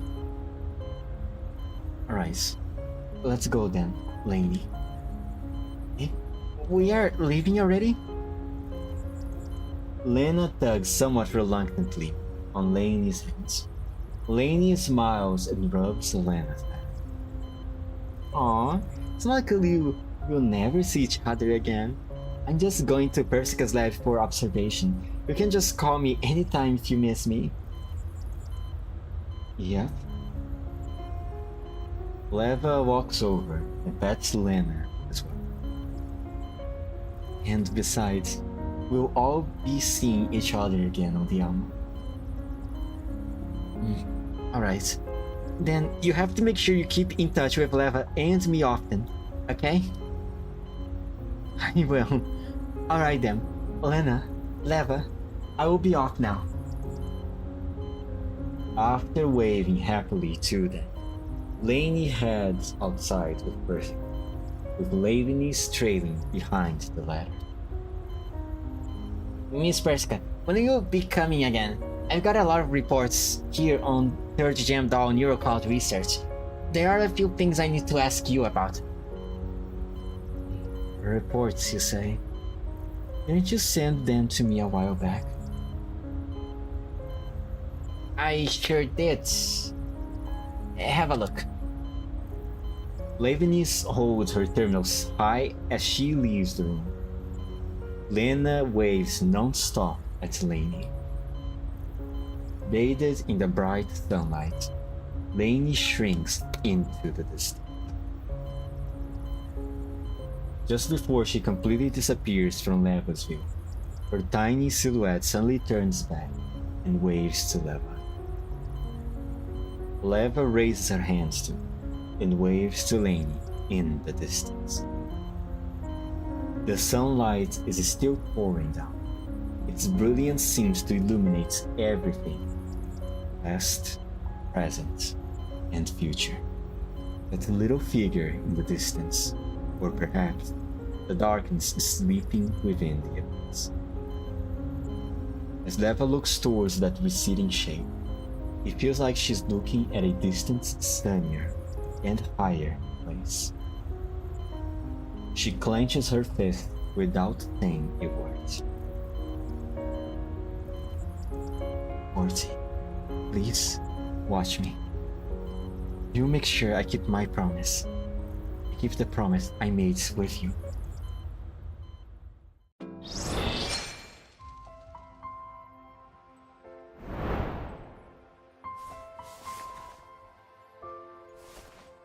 That was so sweet. This whole story was so sweet. It was much more than what I was expecting. The whole plot line of Lainey, quote unquote, backstabbing Lena was a surprising thing. This story was so much more than as I said before, I was expecting much more attraction between Lainey and Lena, because of the conflicts about how much porting means to Leva. But I'm glad that they seemingly went very well. They went very well together, worked very well together with one another. Also, when I first started reading the story, I did say that I had a few reservations about bringing dead characters back to life. But now, finishing reading the story, that went completely away. Then, especially because Lainey is not 40 in any matter of the words. She's just a copy of her, and by the end of this story, she started the story just being a copy of 40, and she finished now being her own person. So I completely fine with her existence, which is good. I'm so glad for that. But I still think, I will always hold it and believe in that if you kill a character, they have to remain dead. And I hope never to see the real 40, as cruel as that sounds, I hope they will never see the real 40 back into the story. Because I feel like it would take away the significance of her death. And saying that, I hope they don't do that in the future with Angelia, since Paradise apparently has a copy of her consciousness. Also, I'm very happy to see the character development on these old characters from the GFL franchise. Like previously, we had in Corposence, we had the character that we see the character development for Alva, from her being about her inferiority complex, from how she evolved from that to the person that she is now. And now we see this character development for both Leva and Lainey, which I'm very glad. I'm so glad that over these years they are able to move on, to evolve as a person, or should I say as a T-Dom. This was a good story. The segments about the Paraplu virus and how Lainey is not related to it anymore, I still think that's the most fragile points of the whole story. It felt too convenient. I am okay with the results of it, but I think the execution of it could have been a little bit better. But I guess they had a limited time to tell the story, and so they had to rush a few things first. And that's why it became like that, perhaps. But overall, it's a good story. I like this one. It was much more than oh my god, I can speak. I'm so fucking tired. Than what I was expecting. Alright. Now, this is the end of the stream. Tomorrow, I have plans to stream Enfield, and I plan to do the Rossi story quest before the event for it finishes. So tomorrow's stream is very likely, it has to be, Enfield. And then I'm not going to stream on Saturday from here on out. I'm not going to be streams on Thursday, Friday, and Saturdays from this moment forth. Sorry about that. I just have a few things to do, and this will allow me to organize way better my schedule. So after the stream tomorrow, I'm only coming back on Sunday, and it's probably going to be a Wuthering Wave stream. We need to do the Sage story quest, and after that is going to be Arc Knights and Enfields, so on and so forth. 2 new events drop on both GFL2 or GFL1 or Wuthering Waves or whatever. Got it? Got it? Awesome. So, with everything said, thank you Bonker and Online Resident for showing up to stream, and thank you for anyone else who might have lurked throughout it. With everything said, 5, 4, 3, 2, 1, bye. God damn, man. Lena is so cute. She's just